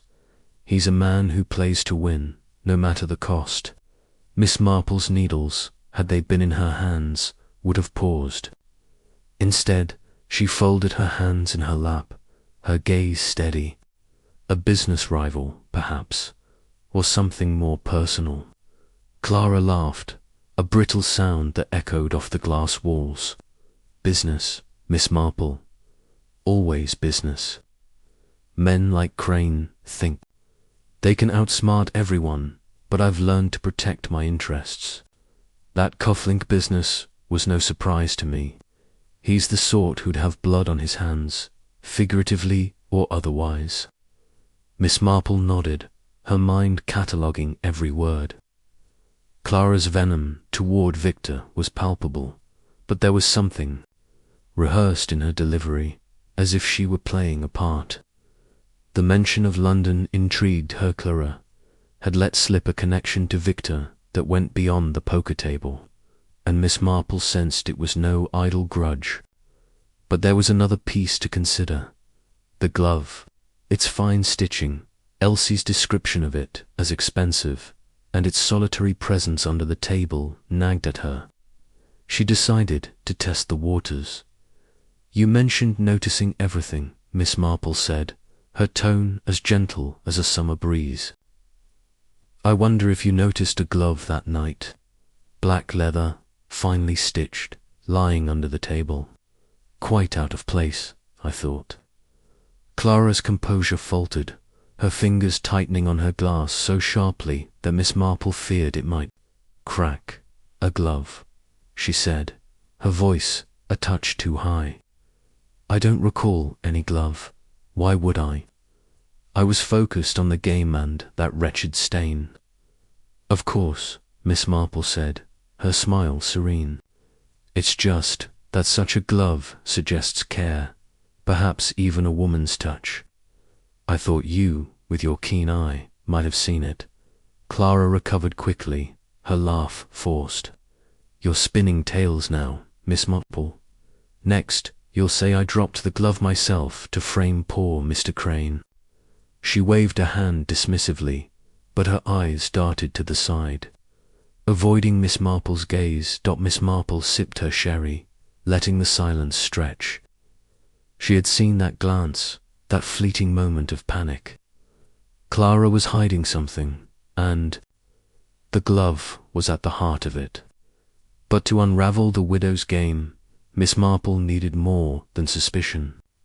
She needed evidence, and she needed to understand Clara's motive. Was it truly a business rivalry, or was there a deeper wound? The conversation drifted to safer topics. Lord Ashford's hospitality, the weather, but Miss Marple's mind was elsewhere. She recalled the layout of the drawing room, the position of the players at the poker table. Clara had been seated to Victor's left, her view unobstructed. The chandelier's light would have caught the cufflink perfectly, but the glove under the table, that required looking down, a deliberate act. And Clara's swift accusation, almost theatrical, suggested she had been waiting for the moment to strike. As they rose to rejoin the others, Miss Marple paused by a trellis of climbing roses. "One last thing, Mrs. Beaumont," she said, her voice soft. "You mentioned London. Did Mr. Crane wrong you in some way? I find that old grievances often cast long shadows." Clara's face hardened, her diamonds catching the fading light. "He's a cheat, Miss Marple. That's all you need to know. And cheats always get what's coming to them." She turned abruptly and swept out of the conservatory, her heels clicking on the tiles. Miss Marple remained, her eyes lingering on the roses. Clara's words had confirmed her suspicions. This was no mere dislike. There was history between her and Victor Crane, a history that had fueled the widow's actions. But what role had the glove played? And how did it connect to Reginald's jacket, where the unstained cufflink had been hidden? That evening, Miss Marple requested to borrow a shawl from Clara's wardrobe, citing a chill in the manor's corridors. Clara, distracted and irritable, agreed without much thought, allowing Miss Marple to accompany her to her room. The wardrobe was a treasure trove of elegant silks, velvets, and furs, all meticulously arranged. But Miss Marple's eyes were drawn to a small drawer, half open, where a pair of black leather gloves lay. One was missing its partner, and the stitching, fine, almost invisible, matched Elsie's description perfectly. "Lovely gloves," Miss Marple said, her tone casual. "Do you wear them often?" Clara hesitated, her hand hovering near the drawer. "Not often. They're more for show than use." She closed the drawer with a snap, her movements brisk. "Your shawl, Miss Marple. Let's not dawdle." Miss Marple took the shawl with a smile, but her mind was racing. The glove's presence in Clara's wardrobe was no coincidence. She had worn one that night, perhaps to handle the blood pigs. Blood, as Miss Marple suspected, easily obtained from the manor's kitchen. The second glove had been left under the table, a deliberate clue to deepen the suspicion against Victor. But why? Clara's hatred of Victor was clear, but the glove suggested premeditation, a plan crafted with care. Back in her room, Miss Marple sat by the window, her knitting untouched. She thought of her village, St. Mary Mead, where human nature revealed itself in small, telling ways. Clara reminded her of Mrs. Elwood, a widow who had once sabotaged a rival's garden out of spite, her actions meticulous yet driven by passion. Clara's scheme was more elaborate, but the motive felt similar, a wound that refused to heal. The next morning, Miss Marple sought out Elsie, the maid, in the pantry. "Elsie, dear," she said, "you mentioned the kitchen staff preparing a roast the day of the poker game. Was there any pig's blood about? For sausages, perhaps?" Elsie's eyes widened. "Why, yes, Miss Cook had a basin of it for black pudding, kept it in the larder, but it was a messy business. Some spilled, I reckon." Miss Marple nodded, her suspicions confirmed. Pig's blood was a theatrical touch, perfect for Clara's dramatic accusation. But the cufflinks, what Reginald's doing, she was certain suggested a partnership, however uneasy. Clara and Reginald, each with their own reasons to dislike Victor, had conspired to discredit him. The glove was Clara's contribution, the cufflink Reginald's, but the plan had unravelled under Miss Marple's quiet scrutiny. She decided to test one final theory. At luncheon, she sat beside Major Grayson, whose scowl had become a fixture. "Major," she said, her voice light, "you've been awfully quiet about Mr. Crane's cufflink. As a military man, you must have an opinion on such a curious incident." Grayson grunted, his fork pausing over his plate. "I don't trust Crane, if that's what you mean, to smooth by half. But blood, that's Clara's nonsense. She's got a vendetta, that one." Miss Marple's eyes twinkled. "A vendetta? That's a strong word. Do you know why?" Grayson shrugged, but his discomfort was evident. "Heard her muttering about some deal gone sour. London, years back. She's not one to forgive, Clara." Miss Marple thanked him and turned her attention to her meal, her mind piecing together the final threads. Clara's grudge stemmed from a business deal, likely one where Victor had outmaneuvered her. The glove, the blood, the cufflink call were props in a performance designed to ruin him. But Reginald's involvement suggested a deeper motive, perhaps, tied to his debts. Had Clara manipulated him, or was their partnership mutual? As the day drew to a close, Miss Marple stood in the drawing room, recreating the poker game in her mind. The chandelier's light, the players' positions, the gloves' placement, it all pointed to a carefully staged scene. Clara had worn one glove to handle the blood, leaving the other as a false clue. Reginald had swapped the cufflink, hiding the original in his jacket. Together, they had sown suspicion, but their plan was flawed. The glove stitching had betrayed Clara, and Reginald's carelessness had left the cufflink within Miss Marple's reach. She resolved to confront them, both, but not yet. The final hand required all players at the table, and Miss Marple intended to deal it herself. As she retired to her room, the manor's shadows seemed to deepen, but her mind was clear. The widow's game was nearly over, and Miss Marple, with her quiet persistence, would see it through to the end. Chapter 8. The final hand. The drawing room at Ashford Manor glowed with the warm flicker of the chandelier, its crystal prisms scattering light across the polished oak panels. The green baize poker table stood at the centre, a silent witness to the drama that had unfolded days before. Miss Jane Marple, her slight figure almost lost in her backed chair near the fireplace, had requested this gathering with a quiet insistence that none could refuse. Her knitting lay folded in her lap, a pale pink shawl that seemed to embody her unassuming presence, but her eyes were bright with purpose. The guests, summoned under the pretense of a final evening of cards, shifted uneasily in their seats, their faces betraying a mix of curiosity and dread. Lord Ashford, red-faced and attempting his usual joviality, stood by the sideboard, pouring brandy with a slightly unsteady hand. Reginald, his son, sat at the table, his fingers drumming a nervous rhythm on the felt.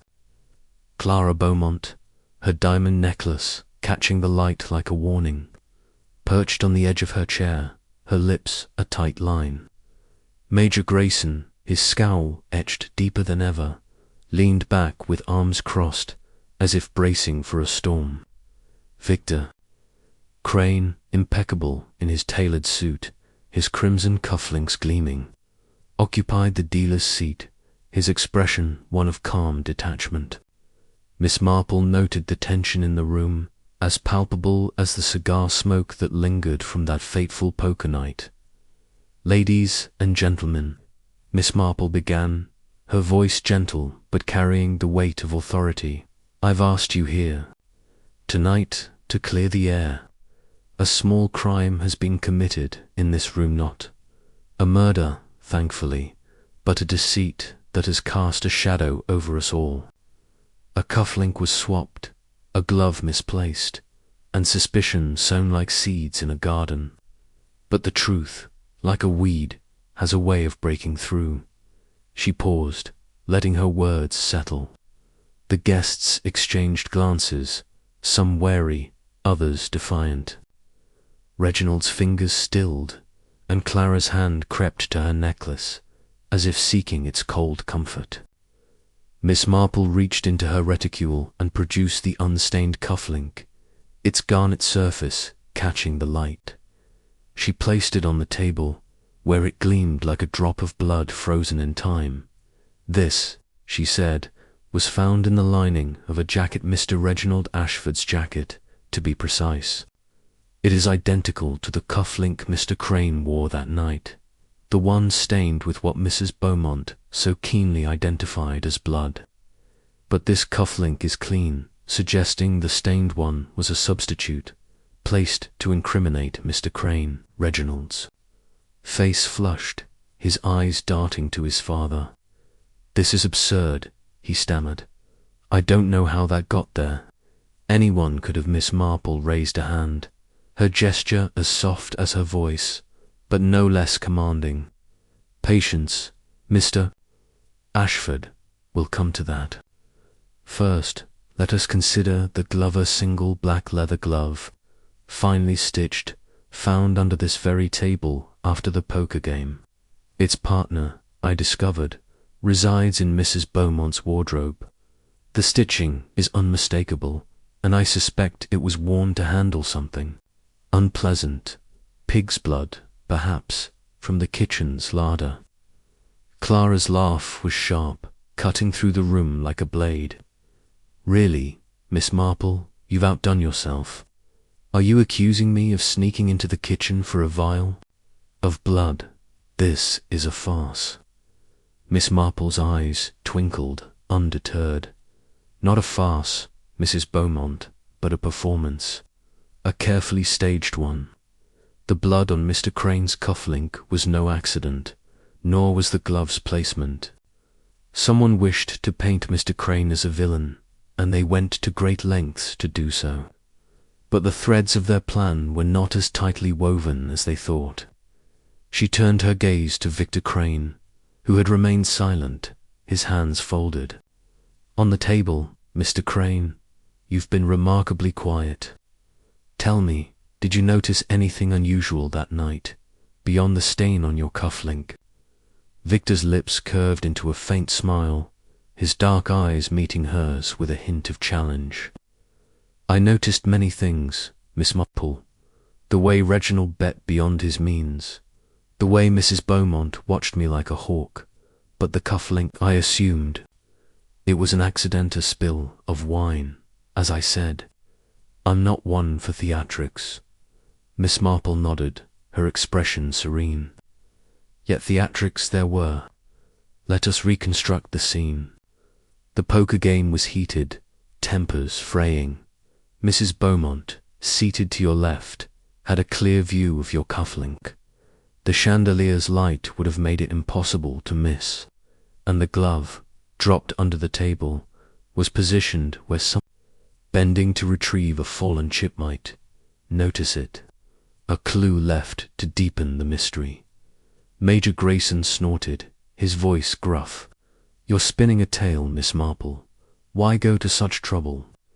Crane's a newcomer, but he's no murderer. This is all Clara's nonsense, blowing a speck of dust into a storm. Clara's eyes flashed. Nonsense. I saw blood, Major, and I'll not be dismissed. Victor Crane is no saint, and I'd wager he's got secrets worth hiding. Miss Marple tilted her head, her voice as gentle as a summer breeze. Secrets, Mrs. Beaumont? You've hinted at a history with Mr. Crane, a business deal in London, perhaps. One that left you less than satisfied.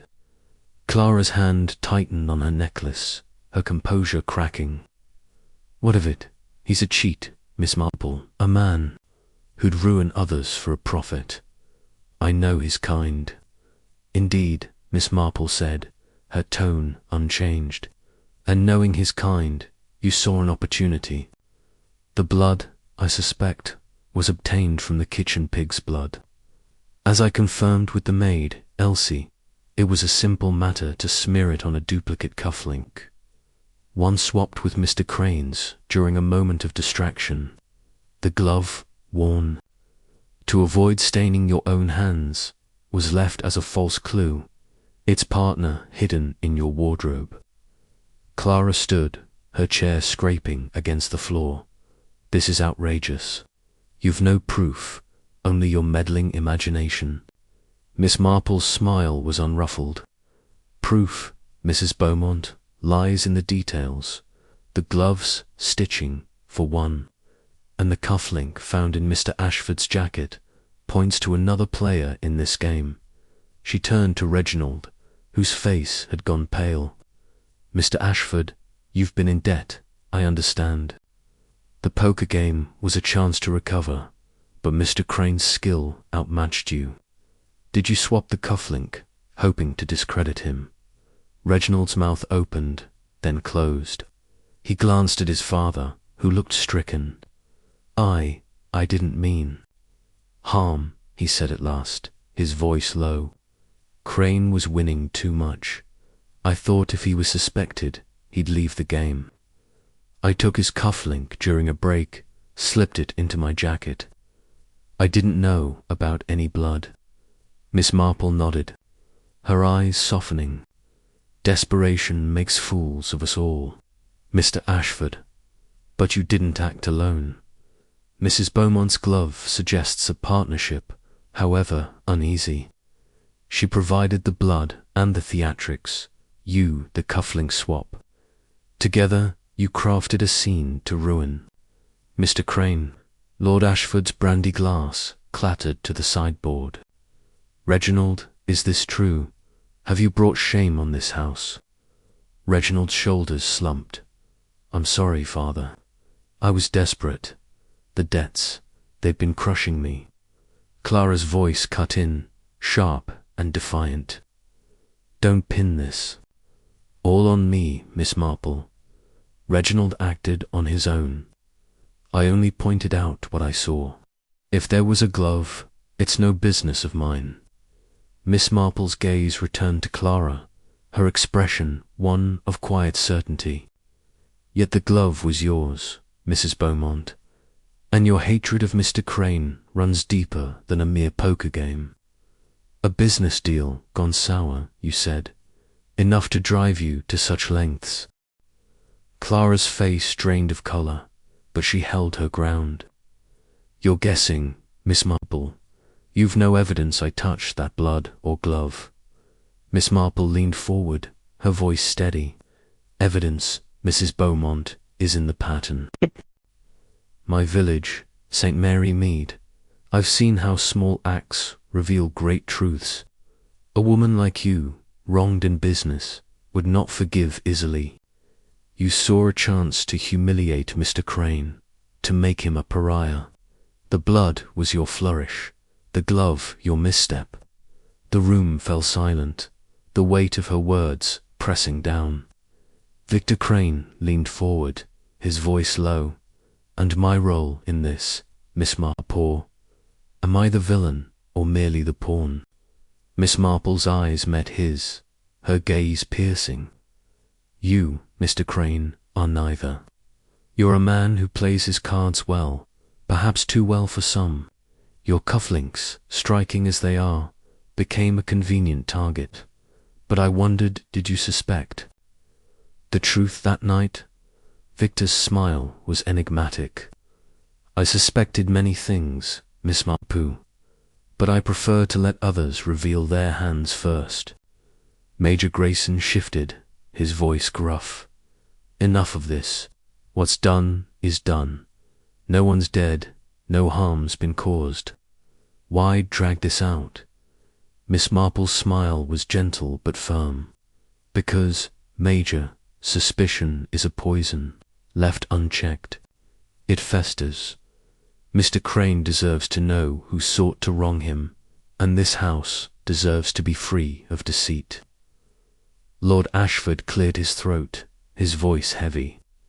Miss Marple, what do you propose? My son has admitted his part, and Mrs. Beaumont. Well, her role seems clear. How do we resolve this? Miss Marple folded her hands, her knitting untouched. Resolution, Lord Ashford, lies in truth. Mr. Ashford must face his debts honestly. Perhaps with your help, Mrs. Beaumont, I suggest you consider the cost of vengeance. It rarely brings the satisfaction one hopes for. Clara's eyes blazed, but she said nothing. Reginald hung his head, and Lord Ashford nodded slowly, his face etched with sorrow. Victor Crane rose, his cufflinks catching the light once more. You've my thanks, Miss Marple, he said. You've a knack for seeing what others miss. Miss Marple inclined her head, her smile modest. I only observe, Mr. Crane. People are much the same, whether in a manor or a village. Their motives, their mistakes, they leave traces, like threads in a tapestry. As the guests dispersed, the room seemed to exhale, the tension easing like a storm passing. Miss Marple remained by the fire, her mind already turning to the next thread in the pattern.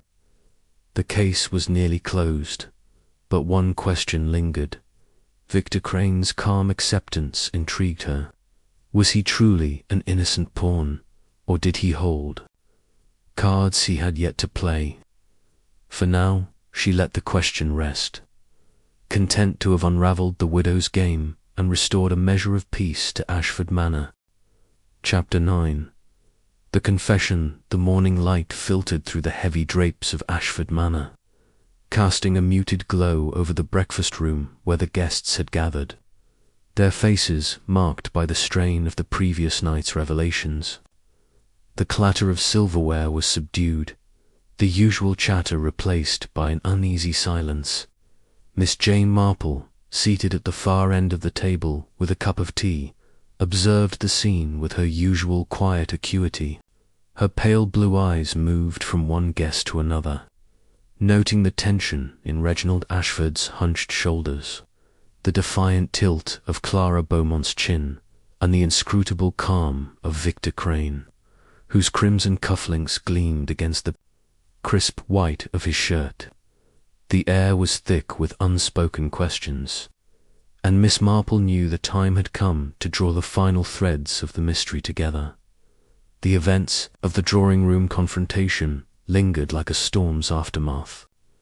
Reginald's halting admission of swapping Victor's cufflink and Clara's grudging acknowledgement of her role in the blood-stained deception had laid bare the conspiracy. But Miss Marple sensed there were still shadows to dispel. The glove, the blood, the cufflink, these were pieces of a puzzle, but the motives behind them ran deeper than mere resentment or debt. She sipped her tea, her mind as sharp as the knitting needles she had left in her room, piecing together the human frailties that had driven this small but insidious plot. Lord Ashford, attempting to restore some semblance of normalcy, cleared his throat and addressed the table. "I trust we can put this unpleasantness behind us," he said, his voice strained with forced cheer. "Miss Marple has done us a great service, and I propose we move forward with clearer hearts." "Major?" Grayson grunted, his fork poised over a slice of ham. "Easier said than done, Ashford. Deceit like that doesn't vanish with a good night's sleep." Clara's eyes flashed, her diamond necklace catching the light as she turned to him. "Spare us your sanctimony, Major, as if you've never bent the truth to suit your purposes." Miss Marple set her cup down gently, her voice cutting through the rising tension. "Truth, Mrs. Beaumont, has a way of surfacing, however deeply it's buried. I wonder if there's more you might wish to share about your reasons for targeting Mr. Crane, perhaps." Clara's lips tightened, and for a moment Miss Marple thought she would deflect once more. But the widow's shoulders sagged, as if the weight of scrutiny had finally worn her down. "You're relentless, aren't you?" she said, her voice low. "Very well. I'll tell you what you want to know, but don't expect me to grovel." The table stilled, all eyes on Clara. Miss Marple leaned forward slightly, her expression one of patient encouragement. "I expect nothing, Mrs. Beaumont, but the truth. Whatever drove you to such lengths must have been a heavy burden." Clara's gaze flicked to Victor Crane, who sat with his hands folded, his face unreadable. "Victor Crane," she began, her voice sharp with old bitterness, "ruined me in London 5 years ago. Not in the way you might think, not a scandal, but a business deal. I had invested heavily in a shipping venture, one he promised was foolproof. He was charming, persuasive, and I trusted him. But the deal collapsed deliberately, I believe. He walked away with his fortune intact, while I lost nearly everything." Victor's expression remained impassive, though his fingers twitched slightly. "A harsh accusation, Clara," he said. "Business is unpredictable. You knew the risks." "Risks?" Clara's voice rose, drawing a startled glance from the footman at the door. "You manipulated the contracts, Victor. You ensured I took the fall while you profited. I've spent years rebuilding, And when I saw you here, at this table, winning with that same smug confidence, I couldn't bear it. I wanted you exposed, humiliated." Miss Marple nodded, her mind cataloguing the details. Clara's grudge was no mere whim, was a wound festered by years of resentment. "And so you devised a plan," she said softly. "The pig's blood? The glove your theatrical touch, I presume." Clara's lips curled, a flicker of pride breaking through her anger. "I knew the blood would shock them. The kitchen staff were careless with their larder. It was easy enough to take a small vial during a visit to discuss the menu. I wore the glove to keep my hands clean, left its partner under the table to stir suspicion. I wanted everyone to think Victor was capable of something sinister, and—" "The cufflink," Miss Marple prompted, her eyes moving to Reginald, who had gone pale. Clara hesitated, her glance darting to Reginald. "That was his idea," she said, her voice colder now. "Reginald came to me after the first night of cards, frantic about his losses. He was in debt, drowning in it, and Victor's winning streak was pushing him deeper. He suggested swapping the cufflink to make Victor look guilty of, well, anything that would drive him from the game." Reginald's head snapped up, his eyes wide with panic. "Clara, you don't drag me into this further. I admitted my part last night." Miss Marple raised a hand, her gesture calming but firm. "Mr. Ashford, you've already confessed to hiding the cufflink in your jacket lining. But I'm curious, how did you come by the duplicate? It's an exact match to Mr. Crane's, not something one finds by chance." Reginald swallowed, his hands twisting in his lap. I had it made, in London, before I came here. I'd seen Victor wear those cufflinks at a club, months ago. "They're distinctive garnets," he said. "I thought, if I ever needed leverage, they'd be recognizable.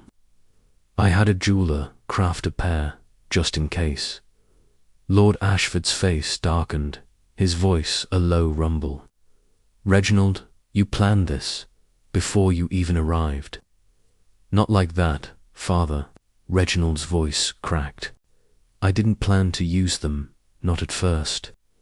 But the debts were mounting, and Victor was cleaning me out. When Clara suggested we work together, it seemed easy, a way to scare him off without anyone getting hurt."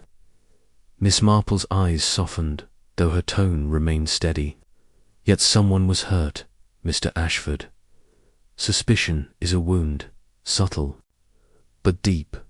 Mr. Crane's reputation was at stake, and this house was nearly torn apart by mistrust."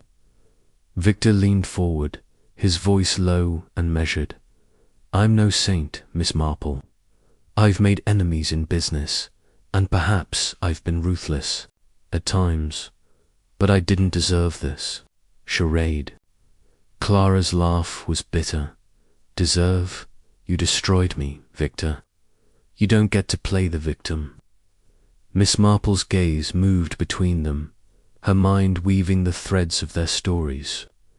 Clara's vendetta was rooted in a tangible loss, her actions driven by a need for retribution. Reginald's were born of desperation, a young man trapped by his own recklessness. Together they had crafted a deception that was both cunning and flawed. Undone by the gloves, stitching, and the cufflink's hiding place, she turned to Lord Ashford, whose face was a mask of disappointment. "Lord Ashford," she said gently, "your son has acted foolishly, but his confession shows remorse. Mrs. Beaumont, too, has revealed her motives, though pride makes her less contrite. I believe they can learn from this, if given the chance." Lord Ashford sighed, his shoulders sagging. "Reginald, I'll settle your debts, but you'll work to repay me not with money, but with honesty.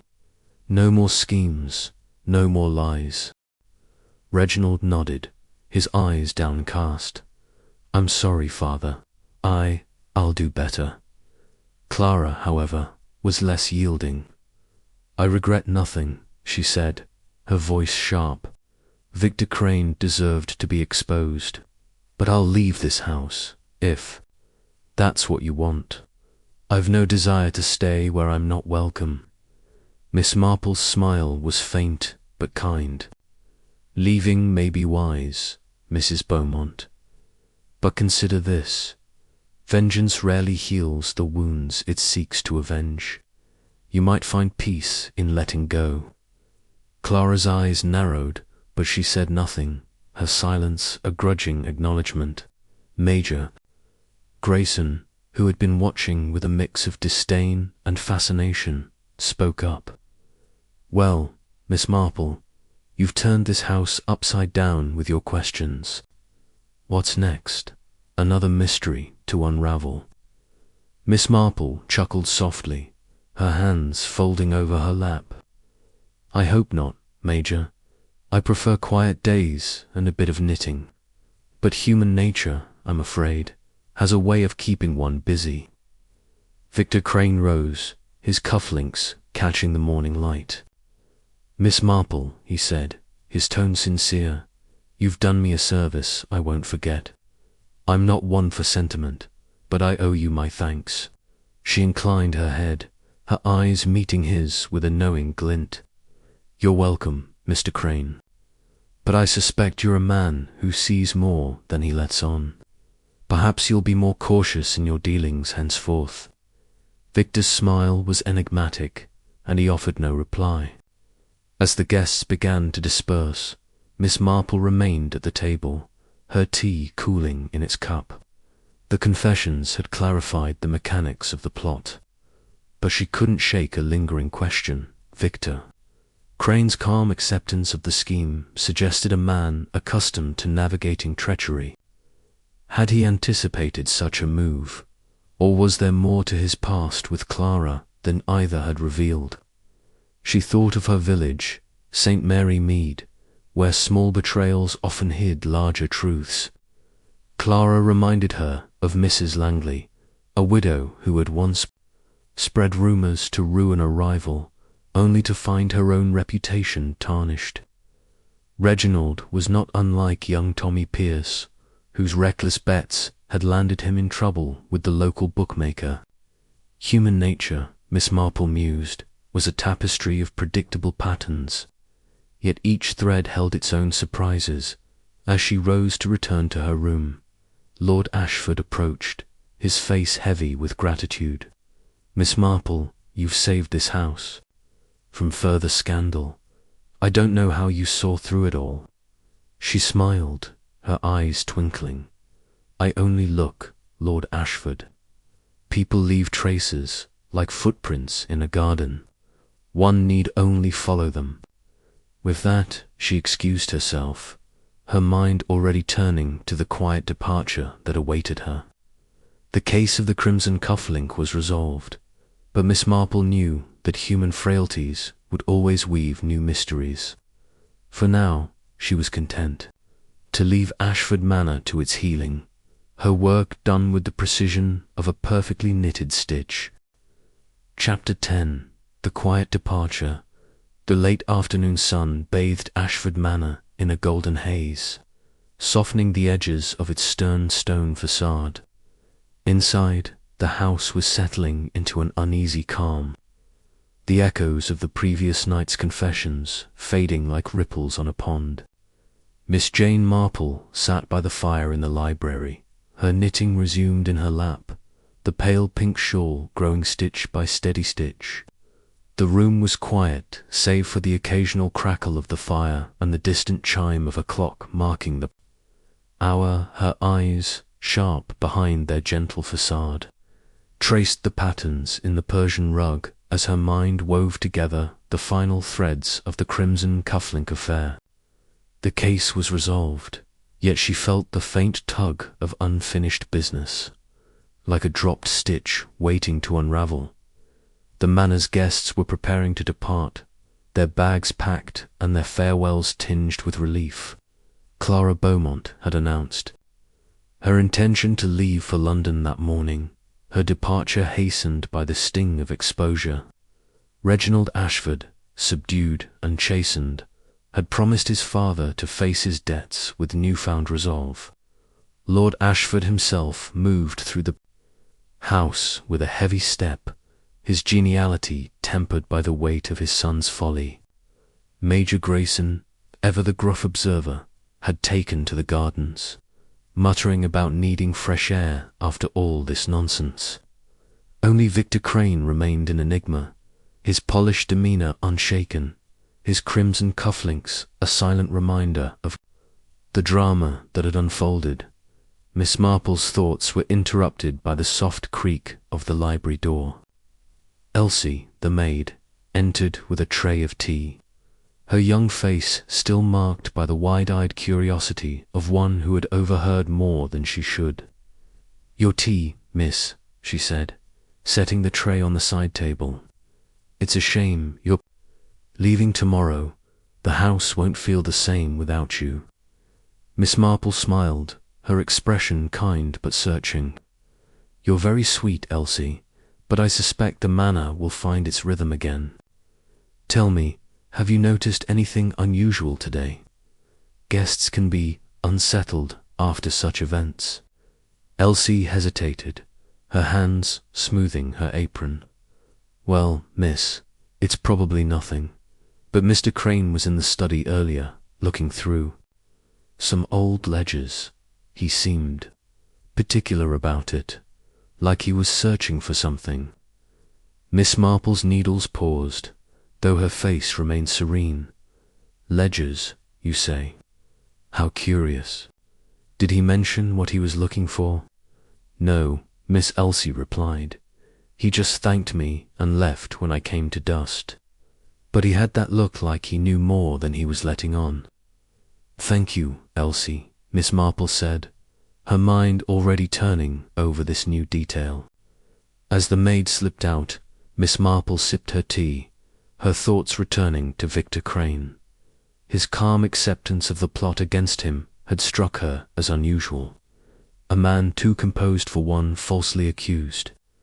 Elsie's observation suggested he was not merely a victim, but perhaps a player in a larger game, one that extended beyond the poker table. She rose, her movements slow but purposeful, and made her way to the study. The room was a haven of leather-bound books and polished wood, its air heavy with the scent of old paper. The ledgers Elsie had mentioned lay on the desk, their pages slightly askew as if recently disturbed. Miss Marple ran her fingers along the bindings, noting their titles, estate accounts, investments, shipping records.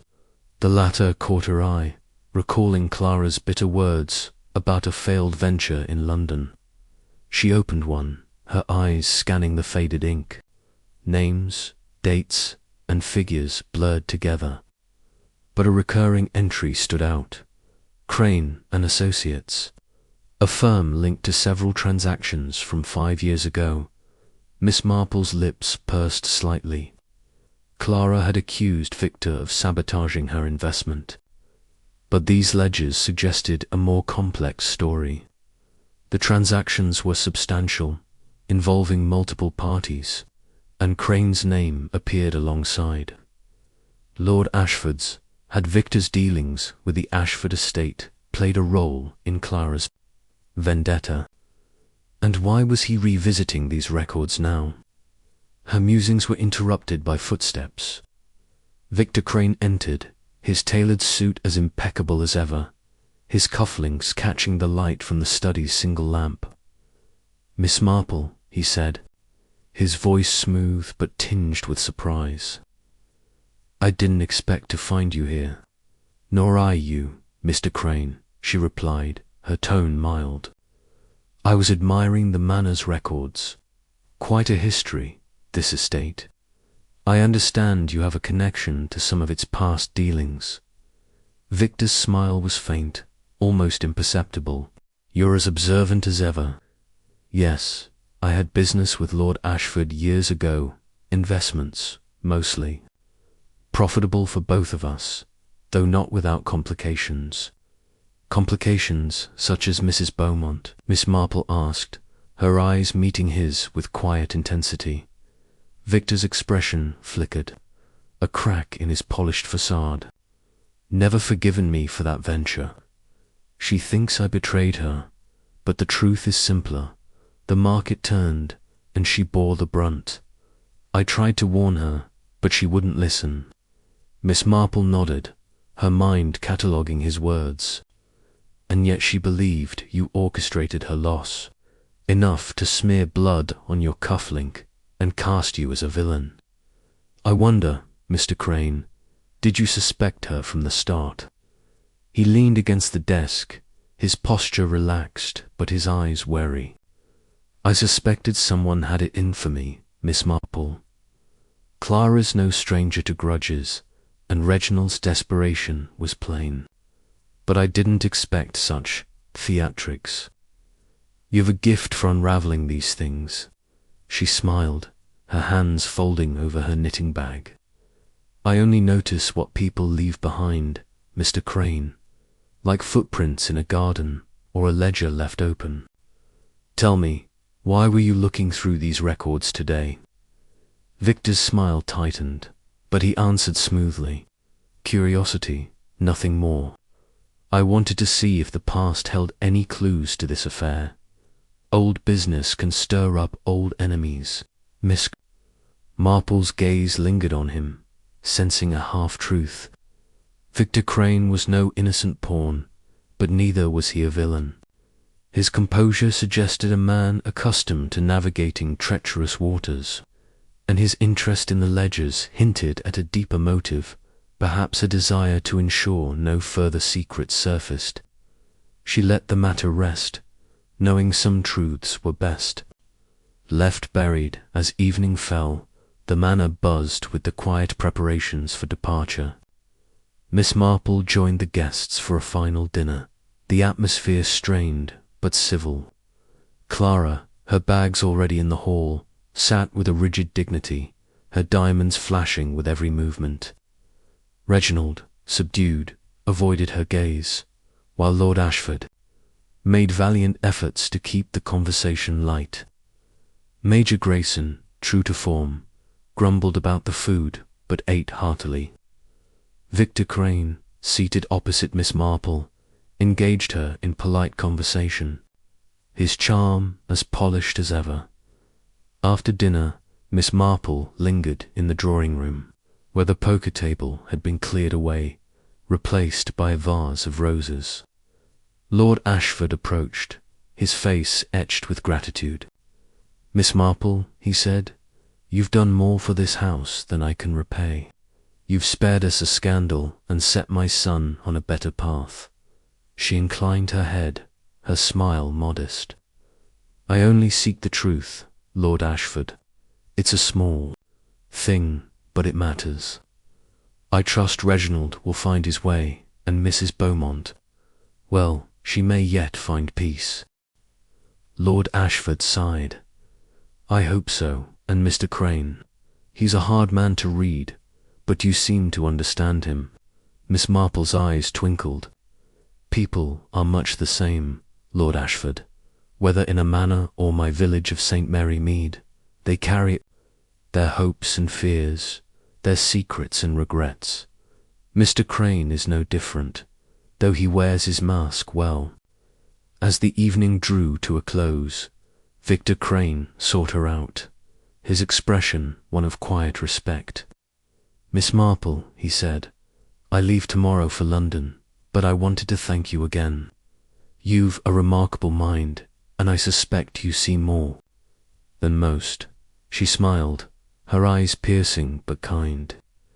I see only what's there, Mr. Crane. But I wonder, will you be more cautious now, knowing how easily trust can be broken? His laugh was soft, almost rueful. I'll keep that in mind, Miss Marple, and perhaps I'll steer clear of poker games for a while.